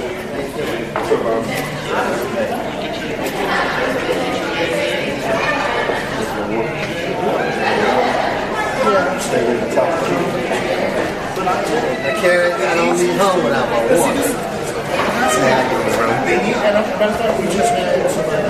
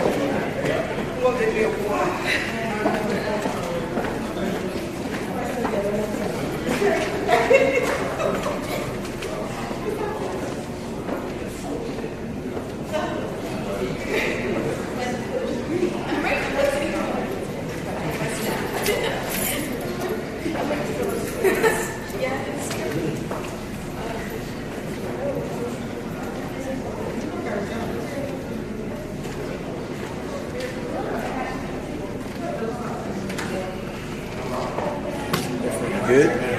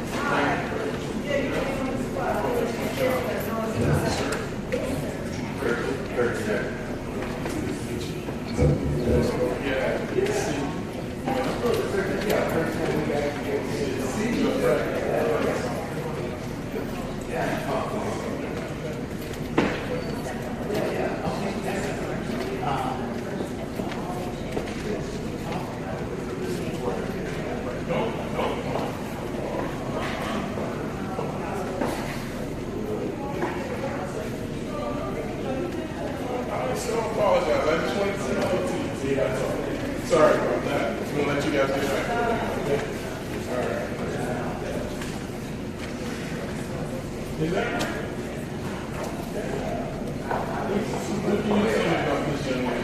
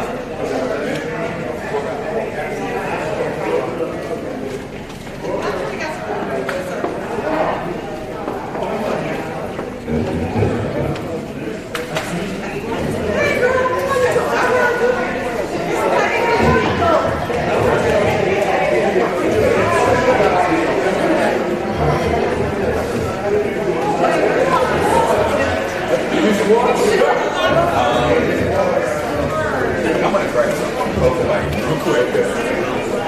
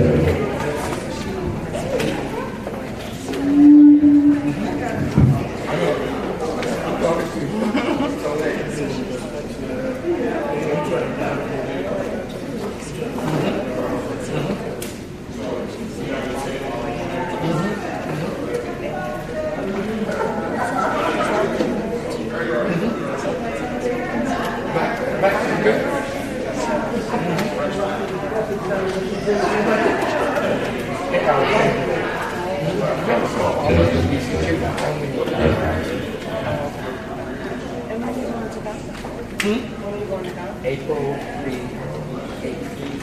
No, actually, I travel out on the 6th. I come back home. Really important. Yeah. That's the one that goes to residency next year. She will just visit your office. Yes, absolutely. So she's a junior. My daughter's a junior also. Oh, where is she? She wants to go to, she's at St. Stevenson Campus in Alexandria. But she wants to go to Howard Hospital. Okay. She actually was born at Howard Hospital. Oh, okay. Yeah. We all come, you know, we laugh in the class. She went to law school. Her mom's a dentist. She's kind of torn right now. Yeah. I used to have her it's awesome.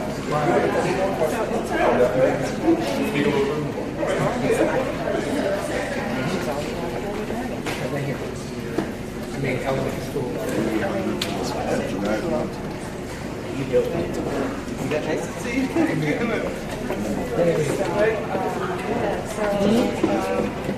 So we're actually gonna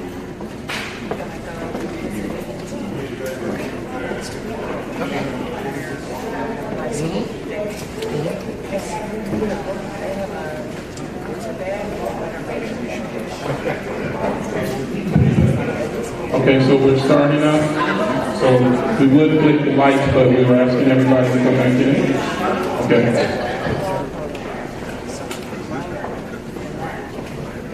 Yeah, I did history, the two fathers. If you decide to put it on school, you know, you decide to do that.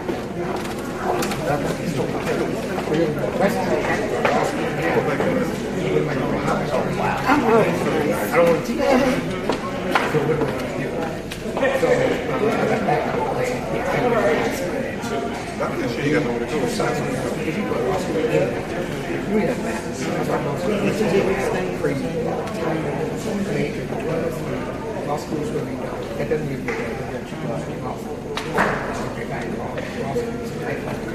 It's the first round. Get there with the question. You got electrical engineers, you got business majors, you got history majors, homicide majors, English major, all of them. There's certain things that they tell you, excuse me, about the major that could help you more transitioning into law school, being comfortable with writing. I know that said English major, maybe you can pursue that. Me and math and science, look at the skill set.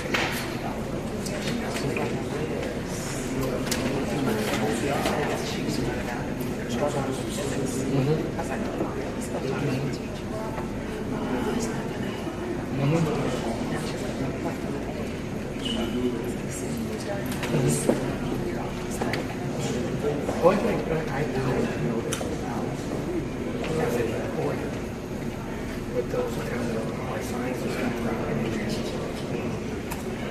the writing skills is an important because they spend the whole time in undergrad taking exams where it was, you know, writing numbers and filling in the circle. It's not composing a complete thought in sentences, paragraphs, and what is it? Just don't think that way. Don't think that way. My wife was in my house saying, and she was very good when she's all right. Help me with a piece of letter writing. This is not what I did. Sometimes mine has been always solving equations and problems and figuring out is that next skills, hand skills, writing too. Because she really utilize that. So if you go to those groups, that's what one drawback. I said they weren't thinking as close. That's a good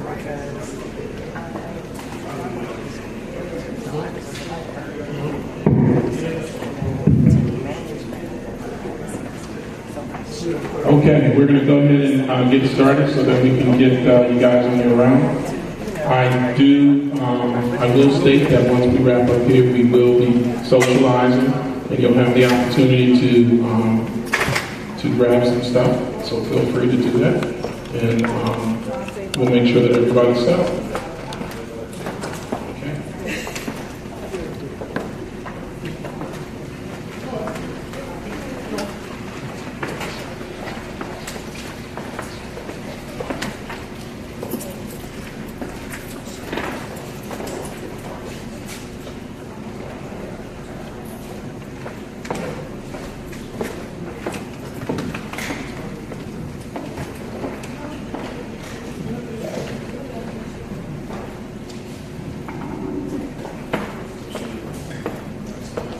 So we have all of the panelists here, and so we're going to go ahead and get started. And I was going to ask where we left off. We left off talking about acceptance and respect. And so we have a question over here, okay? Okay, hold on for a second. Thank you. I wanted to follow up on the point that the lady made on the panel. I think part of the challenge that we as black people, and I speak as a black woman sitting in here, is that we don't deal with the lack of self-love, which is an important piece. And black women in particular are the most denigrated people in this country in terms of the lyrics written by these young rappers and other people who refer to us in ways that are not only demeaning, they defeminize. And I think it's very challenging when the notion that you loving you is considered to be something that is inappropriate, and that if you're in an environment where you're looking like you might be helping another person who looks like you, another black person in particular, that you're questioned. I had an opportunity to teach, I used to teach law students, and I remember a law student telling me that she was in a summer associate program. And she felt like she was being watched all the time. And I told her, you are being watched. You are actually under surveillance, and you need to understand that. Because when you're in those environments, part of what happens is that they want to see how well and how willing you are to become them and not who you are. And I think it's very difficult to go into those spaces and not have a sense of who you are when it's constantly being beat up upon by a dynamic in this culture that doesn't value black women rightly, doesn't value black love. It's almost treated as if though it's treason. So the reality is, I think, that the point that she's made in terms of dealing with why black women might be hesitant to do something is because they can beat down in so many ways outside the workplace that to do so in there just add to the burden that they already carry. That's the point I meant to add. And thank you for what you shared.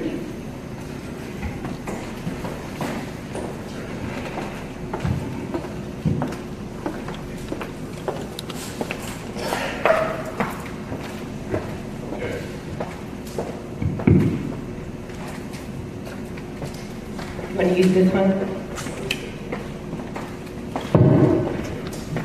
Okay. So, thank you for that. Any other questions with regards to that before we ask the question of acceptance and respect? Does anyone disagree with this point? Would anyone say that the statement is not correct? That women are not supported in corporate America or in roles, period? And then, as a follow-up question, I want to ask the students, starting here, when you look at your career, if you state your name and then tell us what year you're in, what do you think the prospects are of your advancement into your career goals? What are your career goals? Okay. I saw that look she gave you, so don't start with that.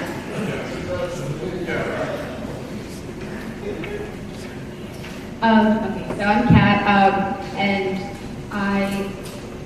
looking forward, I am hoping to pursue a degree in medicine, so to attend medical school. And I do feel like it is going to be a little bit challenging. I don't always have, I feel like definitely, I'm a first generation college student as well, and I feel like just having those gaps in knowledge that I have, what it means to go to school, how to afford it, what the process is like to be an exceptional candidate, I think really inhibits me from having the best or like the optimal opportunity of being accepted. So those are things I think about just coming from like my socioeconomic status, but also as a woman. Mr. Clayton said that as his daughters, he thinks about how do they go into the workplace with a certain amount of femininity and masculinity to make like a very strong candidate. And that's something that I'm always thinking about, but especially in this role that I am in people operations, which is technically like the HR department of our company, is how do we change the system to not look at those things? Instead of putting that burden on the candidate, how do we change that within the system to make it, why is that necessary for a woman or for a man or for any individual to have a certain degree of femininity or masculinity to make them an ideal candidate? Why are we making them change the way they are in order to be, an exceptional work employee? So that's something I'm always thinking about on the other side, but like, especially on like the hiring part of this job, I'm also thinking about how do we make it easier for our employees or potential employees to kind of go through that process.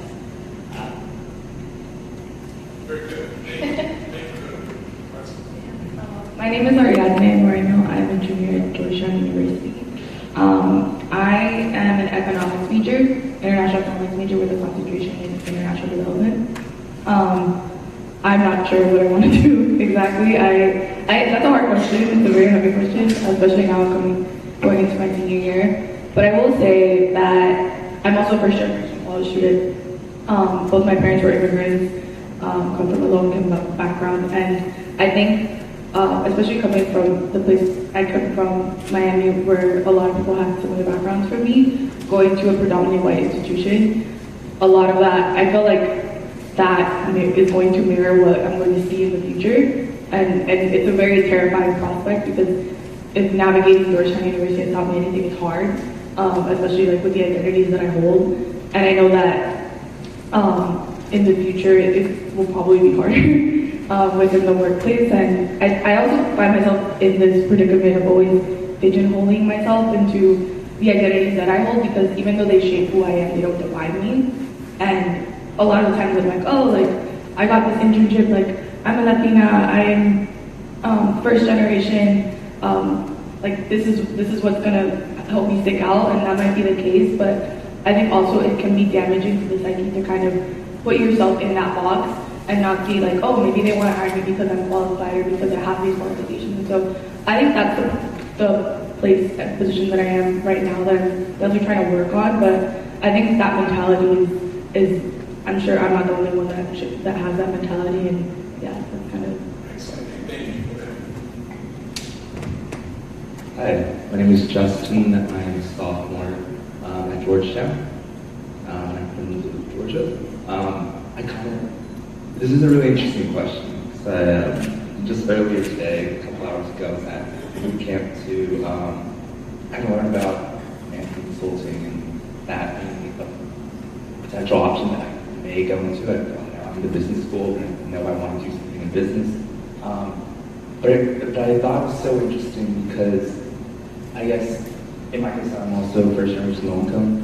I found that I guess like in terms of resources for students like myself, students like people right next to me, understanding different resources in recruiting and learning about these jobs, knowing what it is in the first place, and not constantly like back home. This isn't the kind of jobs that my parents would take or like be a part of. Like I know what the deli shop owner looks like. I know the blood, sweat, and tears that goes into that, and not necessarily what a resume should look like, what networking even is. Like, do people do that? And I guess understanding like different resources on top of having diversity programs available, but also like good guidance and support in that. I feel like it has been an obstacle in my case. And I hope to see it progress better. Excellent.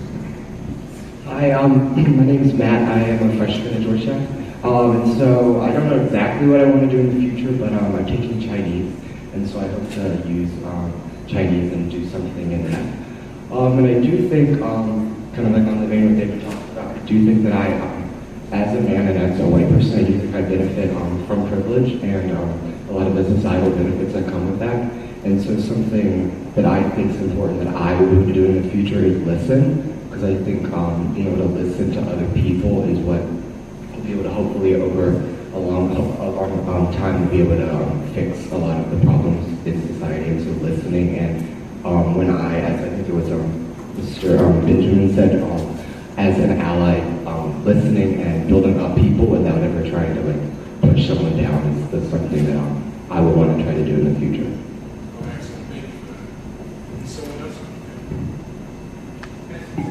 Yes. Young lady, what's your name again? Ariana. You pointed out that when you were thinking about it, and companies are looking at you, or you're questioning, are they hiring you because you're Latino, or are they really hiring you because you're qualified? Doesn't matter. You're both. So take the job. Now, once you're in it, then that's what you have to do to prove yourself. But you don't have to be one or the other. And if it's something that you want, you leverage whatever that is, and then you prove that they were right. And then you become that person that the next person comes in and says, hey, you know, there's Ariana, she's a Latina, she's like me, and you can help navigate that. But I will just say that any of your competitors for opportunities and jobs, they don't care whether they qualify as long as they get the job, so you should be. I was a diversity hire twice. Once because I was black, another because I was a woman. And I was told it. But let me tell you something, by the time I left that position, the benchmark was where I left it.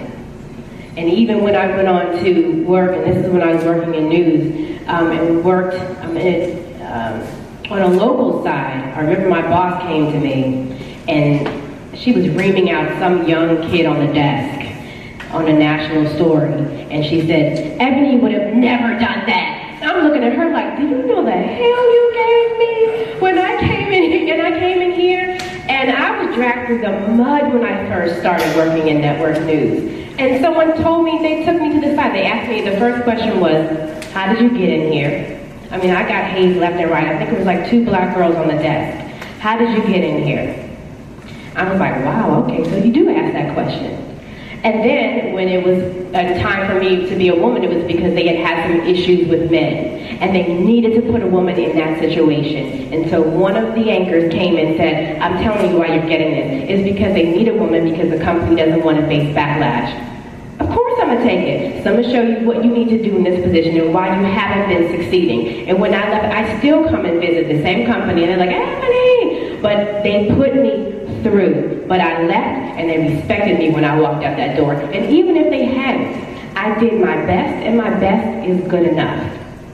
And that's how you have to look at it. That is absolutely correct. Ebony! They all say that. I will tell you that, and I learned that lesson as well at an earlier age. When I was in high school, my mother came to me and she asked me, she said, you played football your entire career. Are you going to play football this year? And I said, well, I got this kid, his name's Michael Holston. He's one of the fastest kids in the county, in the state. Got this other kid and this other kid. She said, that's great, that's great. And she said, are you going to play football this year? I said, I just told you. All of these kids, they're competitive, they're fast. She said, you can't choose your competition. You can only choose to compete. And so when you get out there, you have to prepare yourself. You have to put your best foot forward, just as you heard Ebony so graciously state, you have to compete. And when you're given the opportunity, you have to make sure you put your best foot forward and you do the job that you were hired to do. So with that, I'll ask, are there other questions with regards to acceptance and respect? Because getting in is just the first part. Yes? Oh, who has a question? So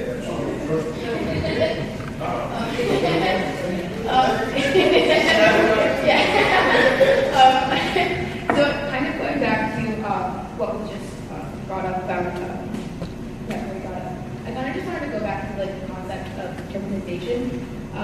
And so like I do understand and I do agree, like putting yourself out there is really important and like taking your shot and just going for it. But then as an employer, like in a company, how do you avoid organization? How do you like kind of like give people like the opportunity to, you know, like the choose diverse people or the representation of actually like that distinction you made between diversity and representation. But how do you avoid tokenization? And how do you like go forward in the hiring process? And I'll let the panelists answer that. How do you avoid tokenization versus representation? I think the conversations that we're talking to now in terms of points of interjection, whether it's your experience or my experience, it all changed over the last 2 days. It's what I tell my kids, if you have whatever advantage you have, be unabashful in taking advantage of it. What you have seen over the last 2 days in terms of privilege, not giving up advantage, and young ladies and men not looking back in terms of, no, I'm not a pole vaulter, but I'm at USC, and I'm not giving up that advantage. Right. I'm not a volleyball player, but I'm not walking out of Stanford saying, I'm not a volleyball player, I shouldn't have gotten in this school. Georgetown's in that same space. And so what that says is, whatever advantage you have to compete for whatever you want, never let anybody compromise your opportunity to understand what the advantage is and how to take advantage of it. And if we sit here and we Pollyanna what we've experienced over the last 2 days, we are doing a disservice to ourselves, we're doing a disservice to our community, and we're doing a disservice to the reality that no one ever gives up an advantage that they have, no matter how arbitrary the advantage is, if they can reach the goal that they want to reach. And I think we have to reflect upon the last 2 days to understand that at whatever level it is, and now Chris said, I can't understand USC. Well, understand this. That was an advantage that somebody thought they wanted their child to have. You may not see it as an advantage, but somebody did. So to all of you all who are young people, don't let anybody compromise what is your advantage, because then they create that as a disadvantage for you and an advantage for them. And the key word is advantage and leverage. And those two words go hand in hand. So if you have an advantage, someone's going to try to leverage that so that they can have that advantage. And just what you said, if you have an advantage, people may try to make that advantage a disadvantage for you. And it's up to you to make sure this doesn't happen. Questions? Any other questions? This is really good. We're going to move to the next one, but any other questions? Thank you for speaking out on that. Really, really appreciate that. Look to the next one. Good. There you go. So Nike is trying to build a culture that is truly inclusive, respectful after the New York Times investigation. The American sportswear giant will funnel additional resources into programs designed to ensure leadership accountability and create hiring opportunities for women and minorities, Nike said in a draft of its latest sustainability report. A new diversity talent acquisition team will ensure that there are diverse candidates for open positions. The company is creating a leadership training program to help employees enroll in business school and providing mentorship programs for women and minorities. So we're talking about ethnic and cultural differences. I'll start by asking the panel, what are some, number one, is Nike going far enough? And what are some other ways that companies can do the right thing?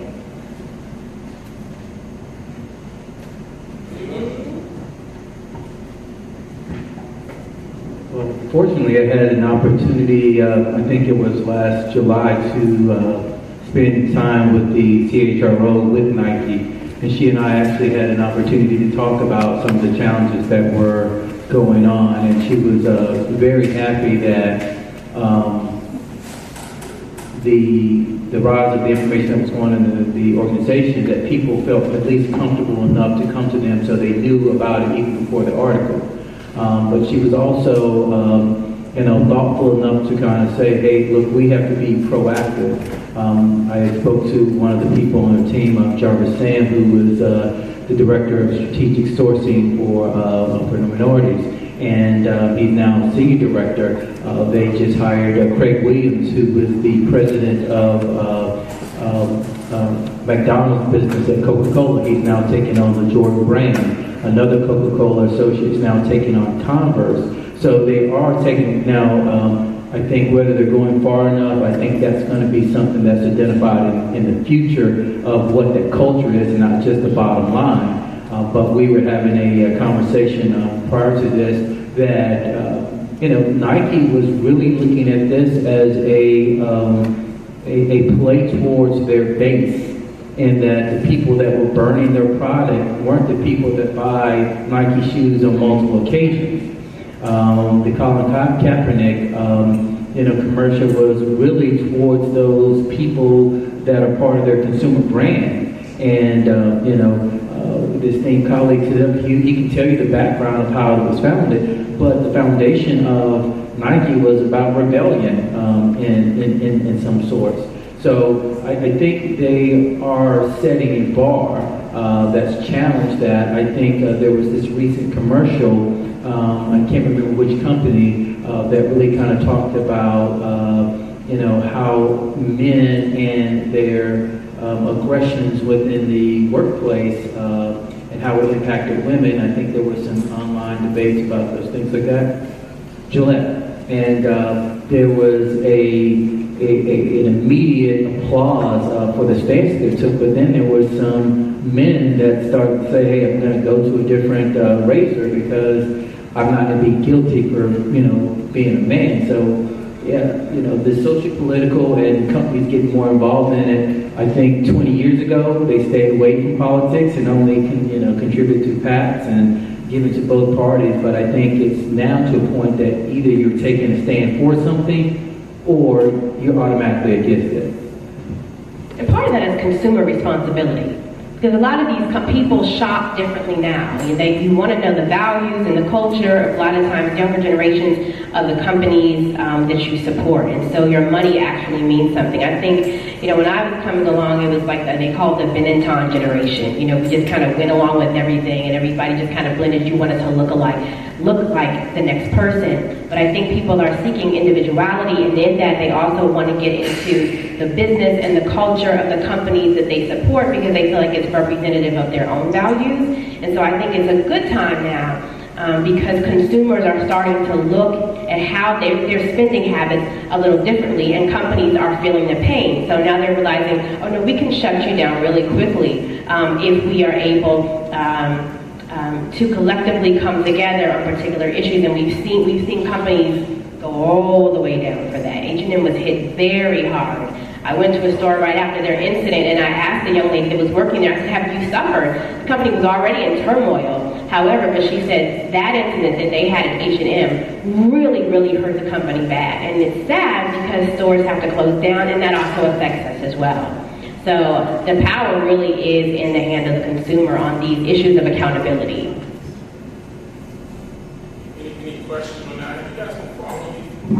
Have you been following these trends? Because I look at it and I saw Google as well, right?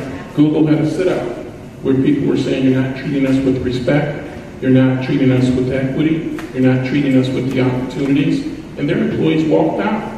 That was a major, major issue.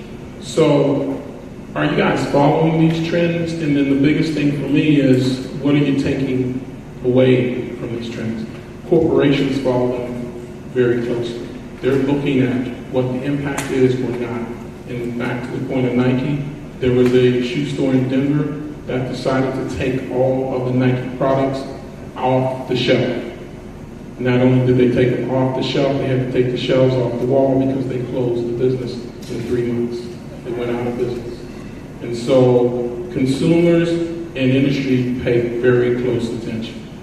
I think in talking about consumers, So it's interesting that we talk about current trends. These are just repetitive trends. These are not current trends.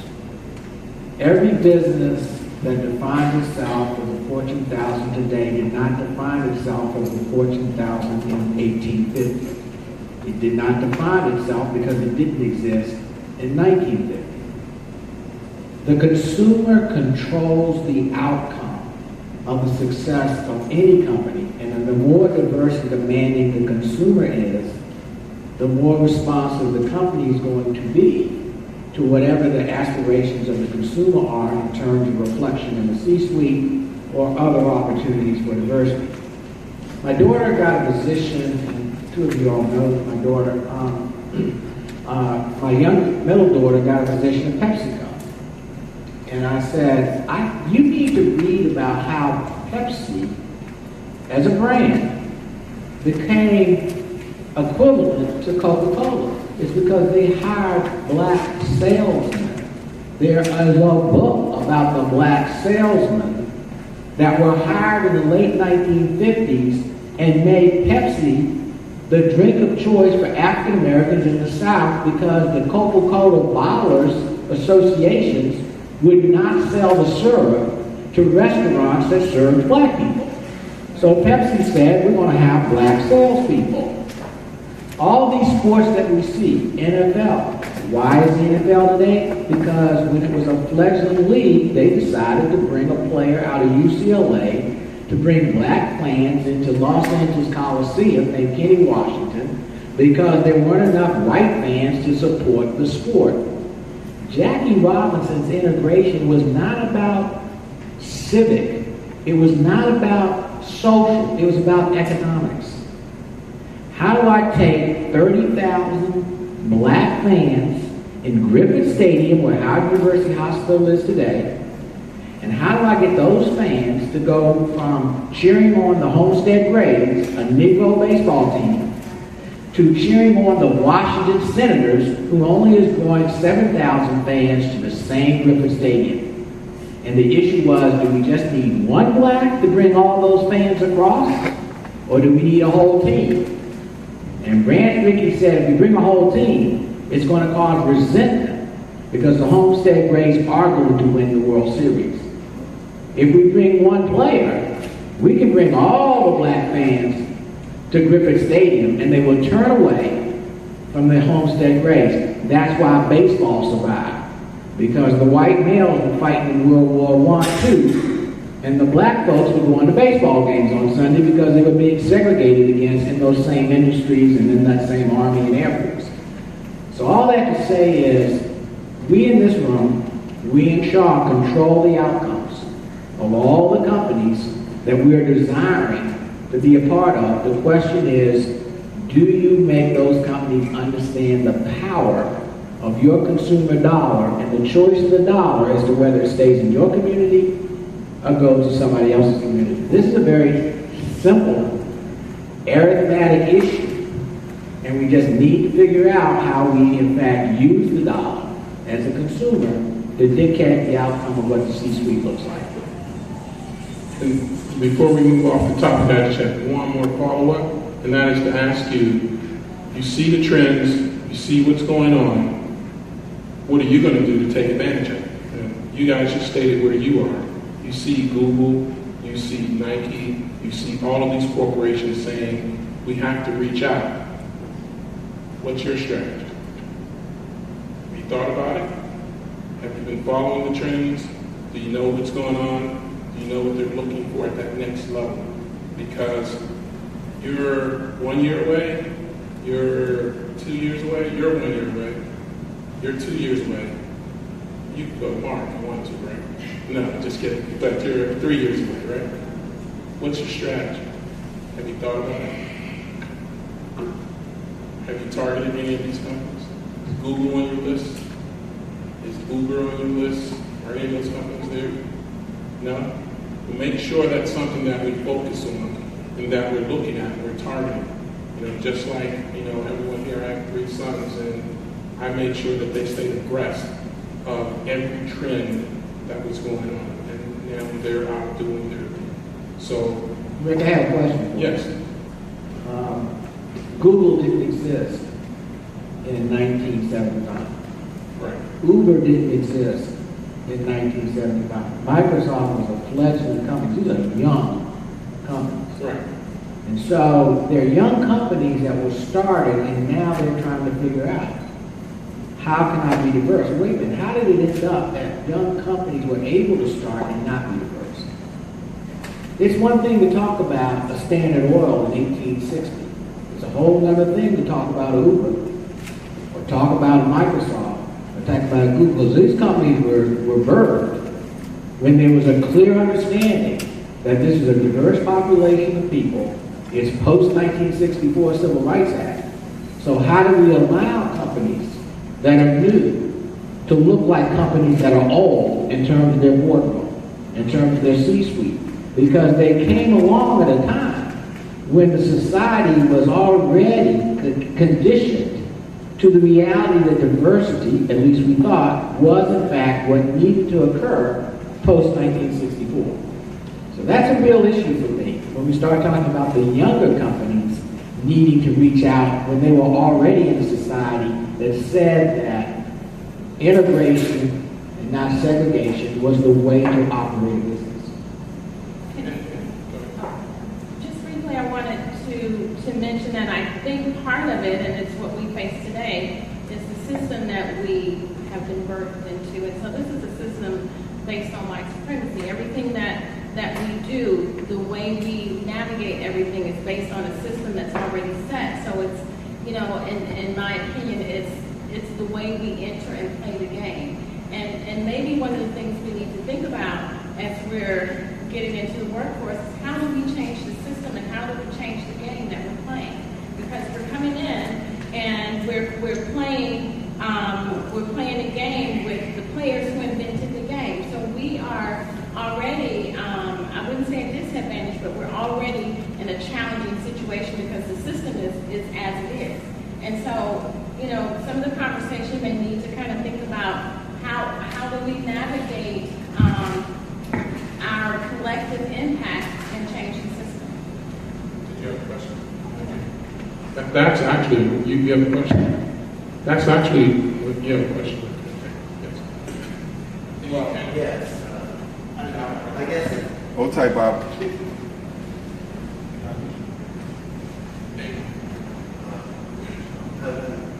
Somewhat responding to your question, actually, of how do we play the game or change the game, whatever. This discussion has focused primarily on markets and various factors that drive corporate policy and profit making. It hasn't really included a critical factor, which is politics. And for instance, when you talk about Uber and the problems that it's going through, and how they brought in certain people from the Obama administration, more or less as a means of both bringing about a transition as well as providing political cover for people. That's one way in which the game is being played. I think that in the 90s, 80s, and 90s, one way that the game was being played was that they were bringing in diversity on the boards of the organizations, but not necessarily in the corporate suites. So, perhaps these are also some of the trends and some of the things that we need to talk about going forward as to how we play the game or what the game is that we're playing. I would say that's a very, very good point. And specifically, just in the last 2 years when we were doing the putting the holds on visas and quote non-Muslim bans and non-integration or non-immigrant allowances, that a little company called Amazon and a lot of the Silicon Valley were the loudest ones to protest. Because when you're looking at it, I would say that some of the trends are changing, but we in these communities have to learn how to take advantage of it. Because you're telling me, and I know that when we talk about STEAM, where's Chris Brooks? He's over here. So Chris is here. When you talk about STEAM, and you talk about science, technology, engineering, arts, and mathematics, we have to import talent because the opportunities are there, the jobs are there, and we're not preparing ourselves. So you're absolutely right. Politics has played a major role in it, has historically played a major role in it, but we also have a responsibility to ensure that we're preparing to compete for opportunities as they unveil themselves. One of the groups that I've worked with is called the Black Valley Boys. I don't know if you've heard of them, but they're a group of coders coming out of Silicon Valley in Atlanta, Georgia, with Tech Square and Georgia Tech. Phenomenal young men. They're doing a tremendous job. And one of the things that they're doing now is reaching out and trying to get more people into that field and get more people to code. And so your point is well taken. I mean, I looked at when they had the band and who were the loudest ones to scream. They were the ones saying you're holding our talent back and you're pushing us our quarters, our results for those quarters out. It became a major issue. Those bands started to dissipate very quickly. So, very good point. Thank you for that. We had a question over here, and then we'll take it to the panel. So,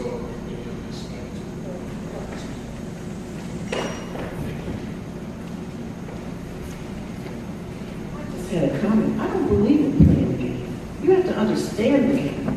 But if we keep playing this game, how are we going to ever win? The game, in many ways, is bogus, and it's intended to keep us out. And so I think you have to understand yourself individually, and you have to understand what the principles that you're not going to compromise. How far are you going to go, and when you're ready to just walk. But I also think that it's predicated on incredible preparedness. I was always raised that we had to be better. We had to be not mediocre. You had to be not good. You had to be the best. And you strive for that. That's just the reality for us, whether we're women, we're minorities, or what. But I don't believe in playing the game. I believe you have to know the game so that you know when you're not stepping into the game that you're not willing to play and give up something for it. That's what I think we need, because the answer is we've got these big pictures and then we've got these pieces that are individual. How do I impact something? I'm just one person versus dealing with the big political system. How do I navigate through this? And if we can all minnow our way through understanding what our individual objectives are, well prepared, understanding the game, and stepping off from the game when it just doesn't serve us. And I really think that minority and diverse people have to play it that way. I think it's dangerous to play the game. Well said. Thank you for that. Anyone else? Well, thank you. We're going to go to the next topic. And the next topic is the next topic that we're talking about on this has to do with cultural norms and understanding social and cultural norms. And this is one where we didn't put the case study out, but we did show that from our own personal experiences that when you go into corporations or companies or opportunities, you need to research and understand specifically, is it the culture that you want to be in? You know, one of the questions that Robert just raised was, how did Google and Uber and all these companies become the Fortune 100s that they had? And one of the things that they played very well, even though they didn't play the diversity piece very well, they played the cultural piece very well. And they played it to a level to ensure that the workforce that was coming in was suited in a place where they could work there forever. I called it, and so I won't say this on the record, I called it the casino method, right? So when you go to the casino, they have no windows, they have no clocks. And so you end up standing until you're broke. So when you go to, not me personally, I'm just saying. So I was there with it. But anyway, when you go to Google, they have nap stations, they have lay down stations.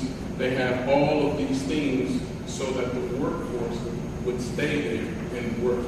And they would work, put in unbelievable hours. When you look at the trends at these technical companies, their work hours, it's not 8, they're like 10 and 12 on average.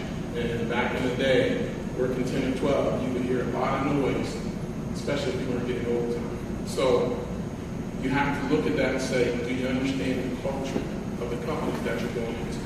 Me personally, I came out of the Marine Corps, I went in, and one of the things that I did was I didn't understand that there was a written set of rules that were published, and there was this unwritten set of rules that I was being evaluated against. So I had to learn very quickly. So now I've learned to play golf. I play tennis. I'm a heck of a bridge player, even though I didn't know what bridge was, because where I grew up, we played tunk and all that other spades and all that other stuff, right? So that's right. And so the people who matter with regards to the decisions and direction play bridge. So I became good at it. Your thoughts, panelists? Social norms. Have you So let's talk about social norms and who defines the norm for which you are socializing. Because if another culture is defining the norms for you to survive in, you could never be successful in that culture. Because you have not been groomed historically to be counterculture yourself. And so now you have to adapt. And there's interesting things about adaptation. So I have a child who goes to Oldie and then to PepsiCo. She's in marketing. And I go visit with her and I said, Rebecca, you're dressing like that?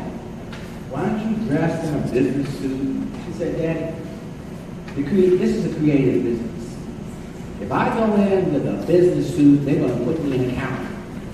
And I don't want to be an accountant. The folks that are on the creative end, they're going in jeans.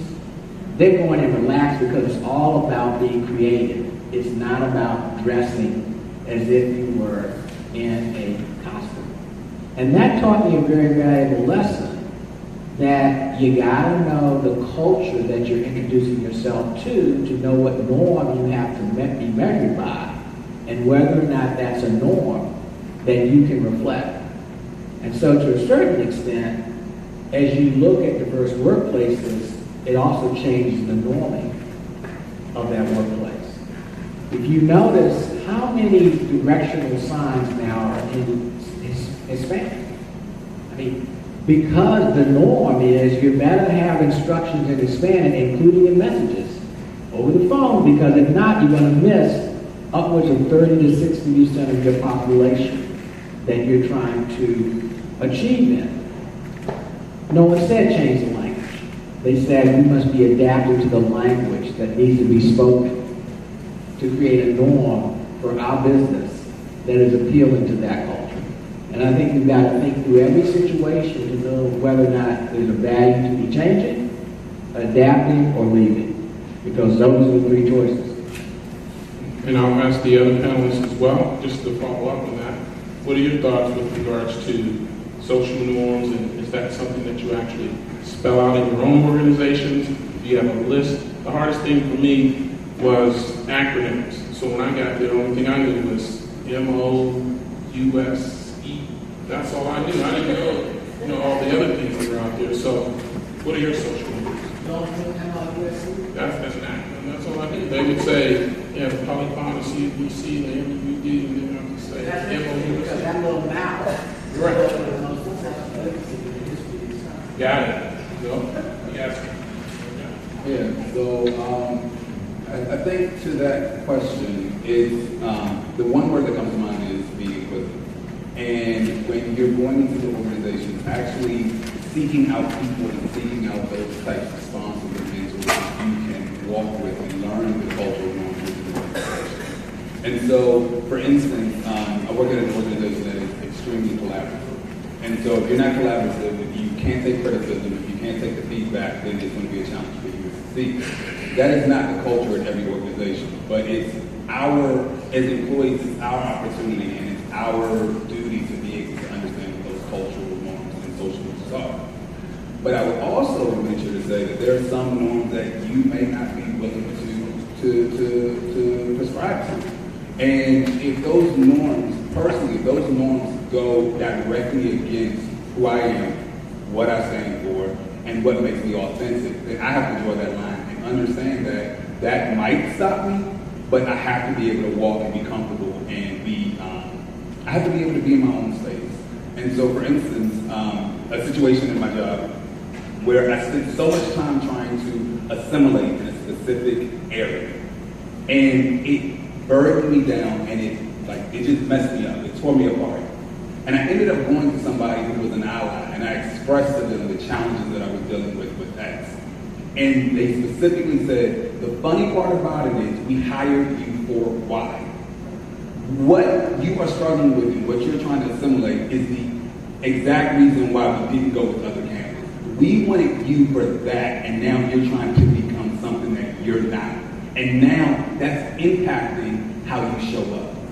And so literally speaking, when I had that conversation, and that was 2 years into the position, when I had that conversation, it completely changed how I managed, how I dealt with my staff, and how I dealt with the executives that were ahead of me.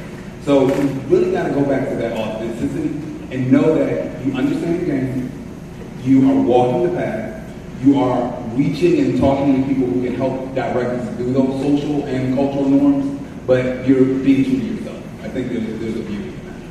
That was a very good decision. I'll just close on my part. I think the majority of our conversations today have really been on a very myopic path in relation to diversity and inclusion relative to corporations and industries. And you mentioned it before, and I've heard people mentioning what they're doing and what's going on. But if we don't want to play the game and if we want to be a part of it, or we want to change the ecosystem and the culture, we have to now start to transition back to more entrepreneurship. And then that goes beyond the social and political, but it comes to the finances and access to those things to grow our own businesses. And so we can decrease the amount of time to say the company I represent, because we all work for ourselves, so we represent these organizations, but my job as opposed to at my company. And so the challenge that I have, I grew up in this just myopic view that you keep your head down, you work hard, and you'll be successful. And I think, to a point that goes to a point of survival. But are we really living when we can say that we have multiple streams of income, and when our values are compromised or things that are going through that, or when I want to empower and when I want to hire you because you're Latino, you're not questioning that because you're being hired by somebody that's Latino or African American or a woman. I think we have to look at the things, and I know Chris is focused on giving the young people this view of arts that's gone away, because what's really empowered the people that own the Googles and the Ubers and those things is this abstract ability to think outside the box. And you get that from an arts perspective, your ability to conversate and understand things in a three-dimensional space don't happen only in these specific stems. So I just would say that we need to expand our thought process on how diversity and inclusion goes into it, and how do we make the entrepreneurship experience more diverse, and how do we become more inclusive of making sure that the dollars rotate 10, 20 times in communities that we're doing business and the people that we work with and look like us. So, social norms question is really interesting because, and I don't know if I'm the right person to answer this, because I actually go against them. And I don't do it intentionally. But it's just who I am. It's the fabric of my core and my being. And I go into situations being who I am. Now, sometimes that works out for me, and other times it doesn't. And I think that's where, as young people, you have to figure out when it is your time to show up in that way. And so there have been times in my life where people have said, you know, that's just too much. And that too much is actually just being who I am. You know, wearing my hair in an afro, it's tucked in today. Or being, that's right, I works in New York. just being who I am. And so when we talk about social norms, I think it depends on where you are in your career, where you are in your life, to be perfectly honest. And really, you know, figuring out when it's time for you to, you know, depending on where you are in your career, if this is the time and place for you to feel like you are diving into those social norms and you're ready to conform to them, or you're at a place where you're just like, okay, I'm coming into this space, being who I am, and let's see what happens as a result of that. And so that's where I've always been. Like I said, that can be risky and challenging, but I think individually you have to kind of figure that out. When we were preparing for this, there was an aspiration of networking. And what we were conveying to you all in the audience, even collectively within the adult overview of networking. And I thought about the fact that what you need to do as a younger person is network within your group of people. So the most important people for you to know 50 years from now are each other that you know today. And that you rise together and you support each other in your own success. Paul Allen and Bill Gates were running buddies in high school. They went to the same high school. Their parents bought computer time on what was on one of only two mainframes in the United States, the University of Washington, which was within 6 blocks of their home. And they figured it out how to get free time on that daggone mainstream as kids in high school. And they hung out, and they continued to hang out. And they became who they are. Paul Allen had passed. That's because they hung close. That's you all to each other. What you need from us is sponsorship. You don't need to network with me. You need for me to sponsor you. Because the most important person in any corporate hierarchy is the person who sponsors the person coming up and is sponsored by the person that's ahead of them. And that's what you find in terms of how am I viewed as a successful leader. You're viewed as a successful leader because you have a successful sponsor, and you are a successful sponsor to the individuals who are going to make you successful when you are the CEO. And so sometimes you lose sight of the fact that at the same time you're looking for a sponsor, sponsor somebody. Because the person that you sponsor that's coming up is going to be the foundation person for your success when you attain the position of your sponsor.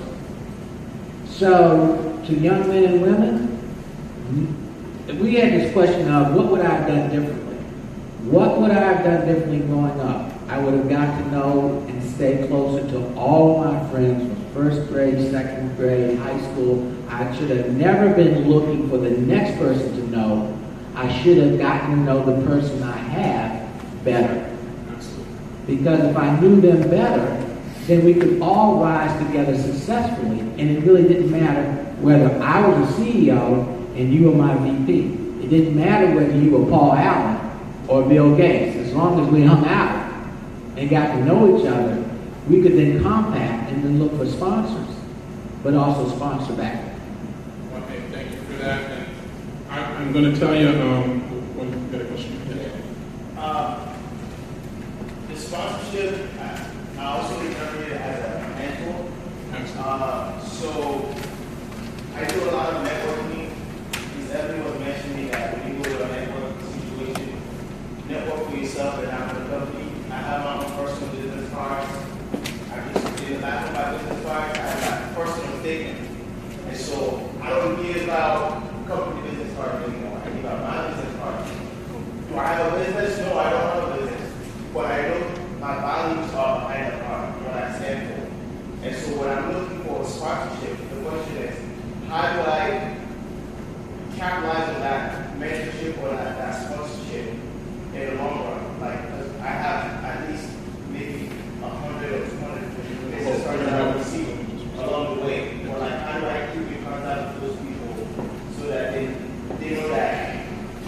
I'm not really there to take advantage of the resources that they have, but I'm actually there to establish a relationship and try to have that involved. That's an outstanding point. And I'm going to put that on the parking lot for right now, because we're going to go to the next session and try to close this out. So what we're going to do is we're going to have each of you to have your closing remarks. But before we do that, we're going to share the programs. We're going to have the advisory board members to come up and introduce the programs that we're working on and that we're seeking the help of not only all of you, but the audience that's watching the stream and that will be watching the video. We're making sure that you have the chance to be a part of this. And so the first program that we're launching and launching the program is going to be STEAM. Yes. Yeah. I'm introducing Chris Brooks, who is the chairman of the STEAM committee. And with that,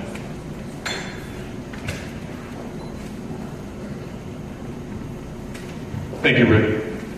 The first thing that came to my mind when I was listening to the 4 students is just how vital and timely what we're doing is. You know, the 4 of you are in college, and you all seem to indicate some level of hesitancy about what your future may be, what you want to do, where you're going to go.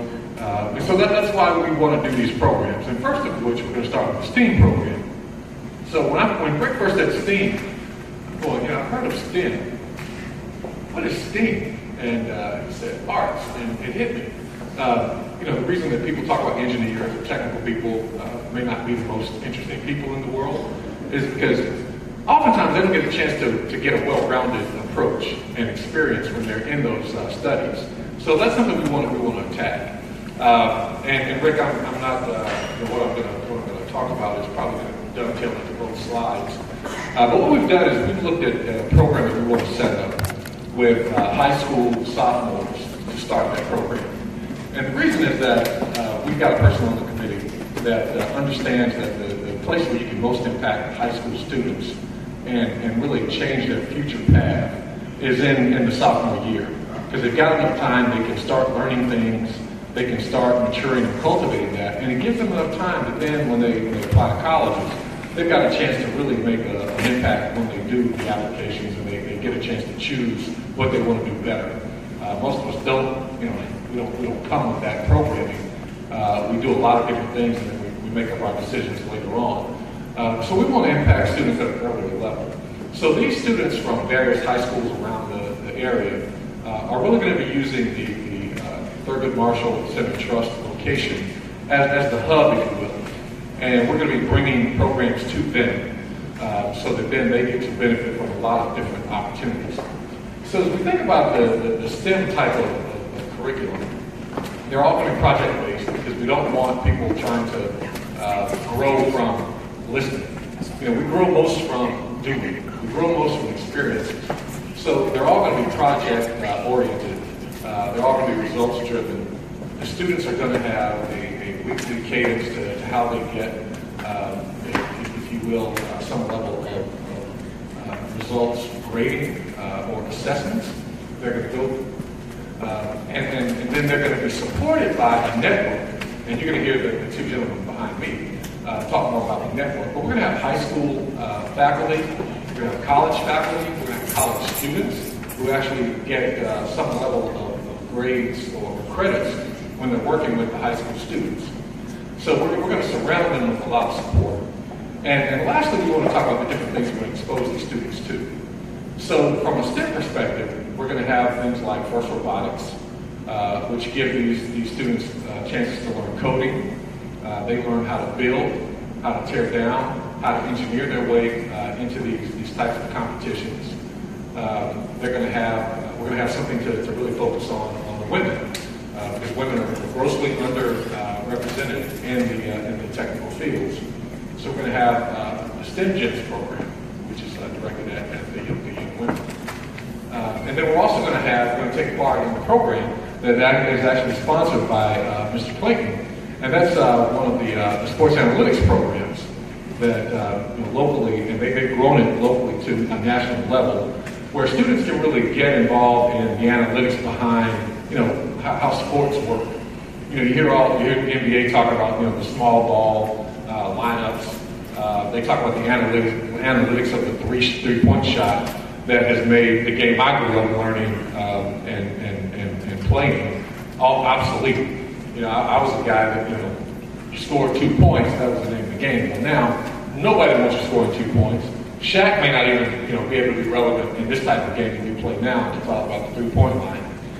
So students are going to learn about, who have an interest in sports, they're going to learn about how to be more effective with their planning, and really, look at professions that they can go into from the types of things they learn from the sports analytics programs. We're also going to have the arts piece. We're looking at some photography programs that the students can take part in, and that's just going to be the start of the different arts programs that we want students exposed to. Because really, that's what gives them that differentiable piece when they have conversations with people. As you grow in your career, it's not just what you know. It's also how you can talk to people. And Rick was he's probably been the most effective and important mentor I've had as a professional. And one of the first things he said to me was, your resume is great, your experience is great, you got the passion, you got the purpose. But when people sit down with me, do they really say, I'd love to have that guy over for dinner? I'd love to have that guy for a round of golf. And I think that's where the arts and the creativity really come in to make a person well-rounded, so that they can have those types of conversations and they can really be, a differentiable asset when they compare themselves to their peers. So, that gives you an idea of what we're going to be doing with students. We're going to start with 50. We're also going to do a summer program for about 15 of the students. They're going to apply for these positions. So, everything we do is about competition. You can't get away from that. So students are going to learn to compete. And so it's really, to raise their level of awareness, give them things that they haven't done before. So not only life skills, but also technical skills that they learn along the way. So that, when they get to your position in college, they may already know. As I just left Asia, I went to Malaysia and Taiwan. And it was amazing the conversations I had with my peers. Their children learn or are tested before they enter kindergarten. And those tests develop the track they're in. They will either go technical school route where they may be a welder, they may be a person who works on a production line, they may be a musician, or they may be an engineer or some other level of high level professional. But at 5 years old, every child in China who's in a school program has a path. Most may not deviate from that. Some might, but most already know what they're going to do. So they're already laying the foundation. And when we talk about in the United States, we've got a shortage. That shortage is real. That's why we import so many people H-1B visas. That's why we do so many things with India where we send work over and while we sleep, there are people coding and doing software programming, engineering work. When we wake up, it's there. That's why we have to export so much of our work, because we don't have enough technical talent. That's what we have to do. So hopefully I gave you a summary of what's going to happen. We're going to have some very strong programs to help the development of these children and to go back to the alignment of the mission. That word beacon, it's very powerful. And if you look it up, it's going to tell you it's a guiding, signaling, or warning element. So, you think through that. That's what these programs are going to do. It's going to guide and signal what these children and young people can become as we go on into the future. The high school sophomores is the start. That's just the start. The eventual plan is that we're going to have children of all ages involved in programs at the center. So, thank you. Thank you. And we want everyone to go on to the Thurgood Marshall Center Trust Facebook page and the website and apply. We're going to be looking to the college students as well, as Chris pointed out. The next program that we're going to be focusing on is diversity and inclusion, and then we have the Honorable Mr. Lewis Ford. I had to say that.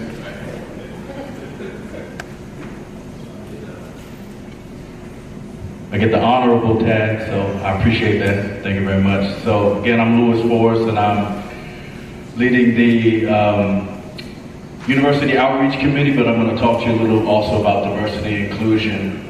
With the University Outreach Committee, our goal is to as it states, is to reach out to our local higher ed institutions and look for talent and look for connections with our instructors and our faculty to help support the goals of the Thurgood Marshall Center so we can really uplift these programs, raise visibility, let folks know we're here, and also again, tap into the talent so that we can support the programs and really let the universities that are local know that we are that beacon.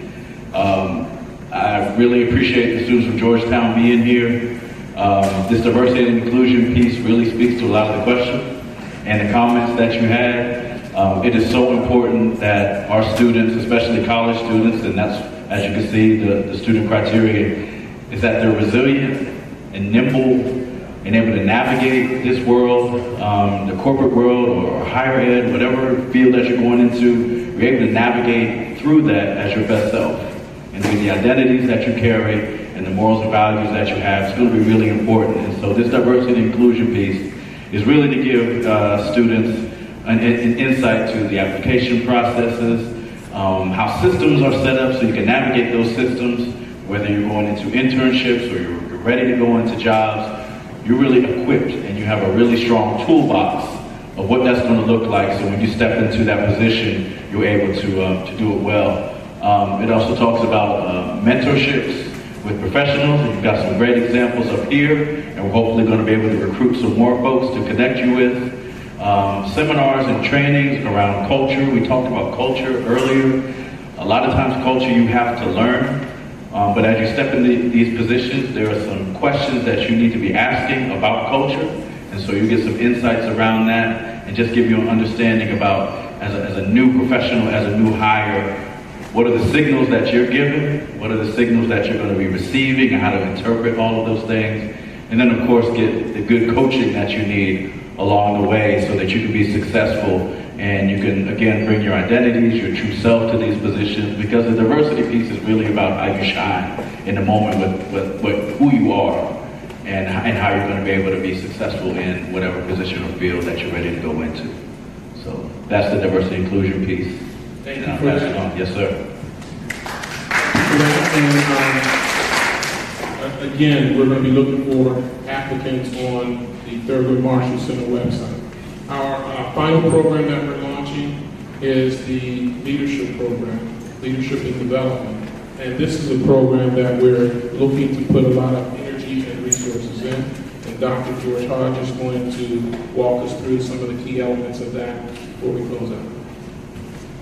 Thank you very much, Rick. And you can chime in anytime you feel free to. Good evening again. I'm Dr. George Hodge. I'll be heading up the leadership component of the Thurgood Marshall Center and Trust program. One of the things that I think I've been tasked with, not the technical part of this whole project, but more so from a social and an individual perspective, dealing with the people person versus the technical part of what we're doing. Our student criteria, we're going to be looking at emerging high school seniors. Now, to me, emerging high school seniors, I know my colleagues talked about the sophomores. I'm looking at middle school, identifying middle school students and setting up a tracking and monitoring system that we can use to track these kids by the time they become sophomores, juniors, seniors. We have a tracking system in place. I think that's crucial because that's not only building them for their senior year and coming into a program like this and putting them in a situation they can go to an institution of higher learning with technical skills, but we're also developing that young person. I've been in the school system for the past 24 years, and one of the things that I've become frustrated with a lot is that we continuously put emphasis on the students versus the individual. In order for anything to be successful when you're dealing with scholars, you're dealing with children, we have to meet them where they are and build upon them at that point to build that trust, and then put those strategic things in them that's going to help them be successful. We'll be dealing with, in this department, as my colleague said, students in Washington, D.C., Maryland, and VA, Virginia. That being said, we're talking about creating a coalition of young students that will be able to communicate, talk about some of the things that they're being challenged with, and also helping them develop to the point where they could really be successful in a vital program like this. And I'm going to jump in there and go with you just to say that this is a critical program, and we're going to be partnering. One of the reasons why we have the OUDC up here is because we're not going to be reinventing the wheel. They have experience, they have talent, and this is something that's very critical and vital to all the young men and women in our community. We're looking for that support. Thank you very much for that. Thank you, Rick. I'm going to bring our CEO and president up here to close it out, and I want to thank each and every one of you for your participation and your support. And for those of you who are watching us in the streaming audience, we want to say, please go online, fill out the application, and make sure that you participate in the transformation and development of the Thurgood Marshall Center for Trust. Thank you, Rick. I just want to say thank you to all of the new advisory board members. Your contribution to this organization is tremendous. I said earlier, our children are our future, and you certainly have touched all of the aspects that I think need to be captured for these young people so that they are successful as they move on in their development. We are at a crossroad here.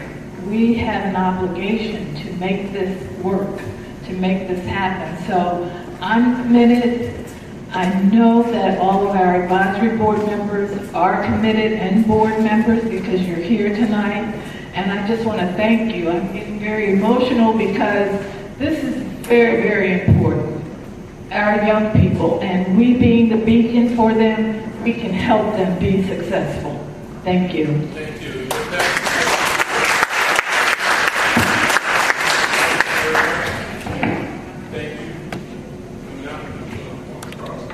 Thank you very much. It's a pleasure. Thank you very much. With that, would everybody going to bid you a bond to do? Okay, so, and give yourself a hand. Let's give this panelist a round of applause.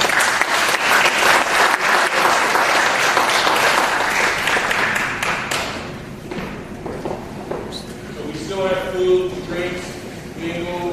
Now that you have gone through the session, you can kill it. Partake in something. Those not refreshing.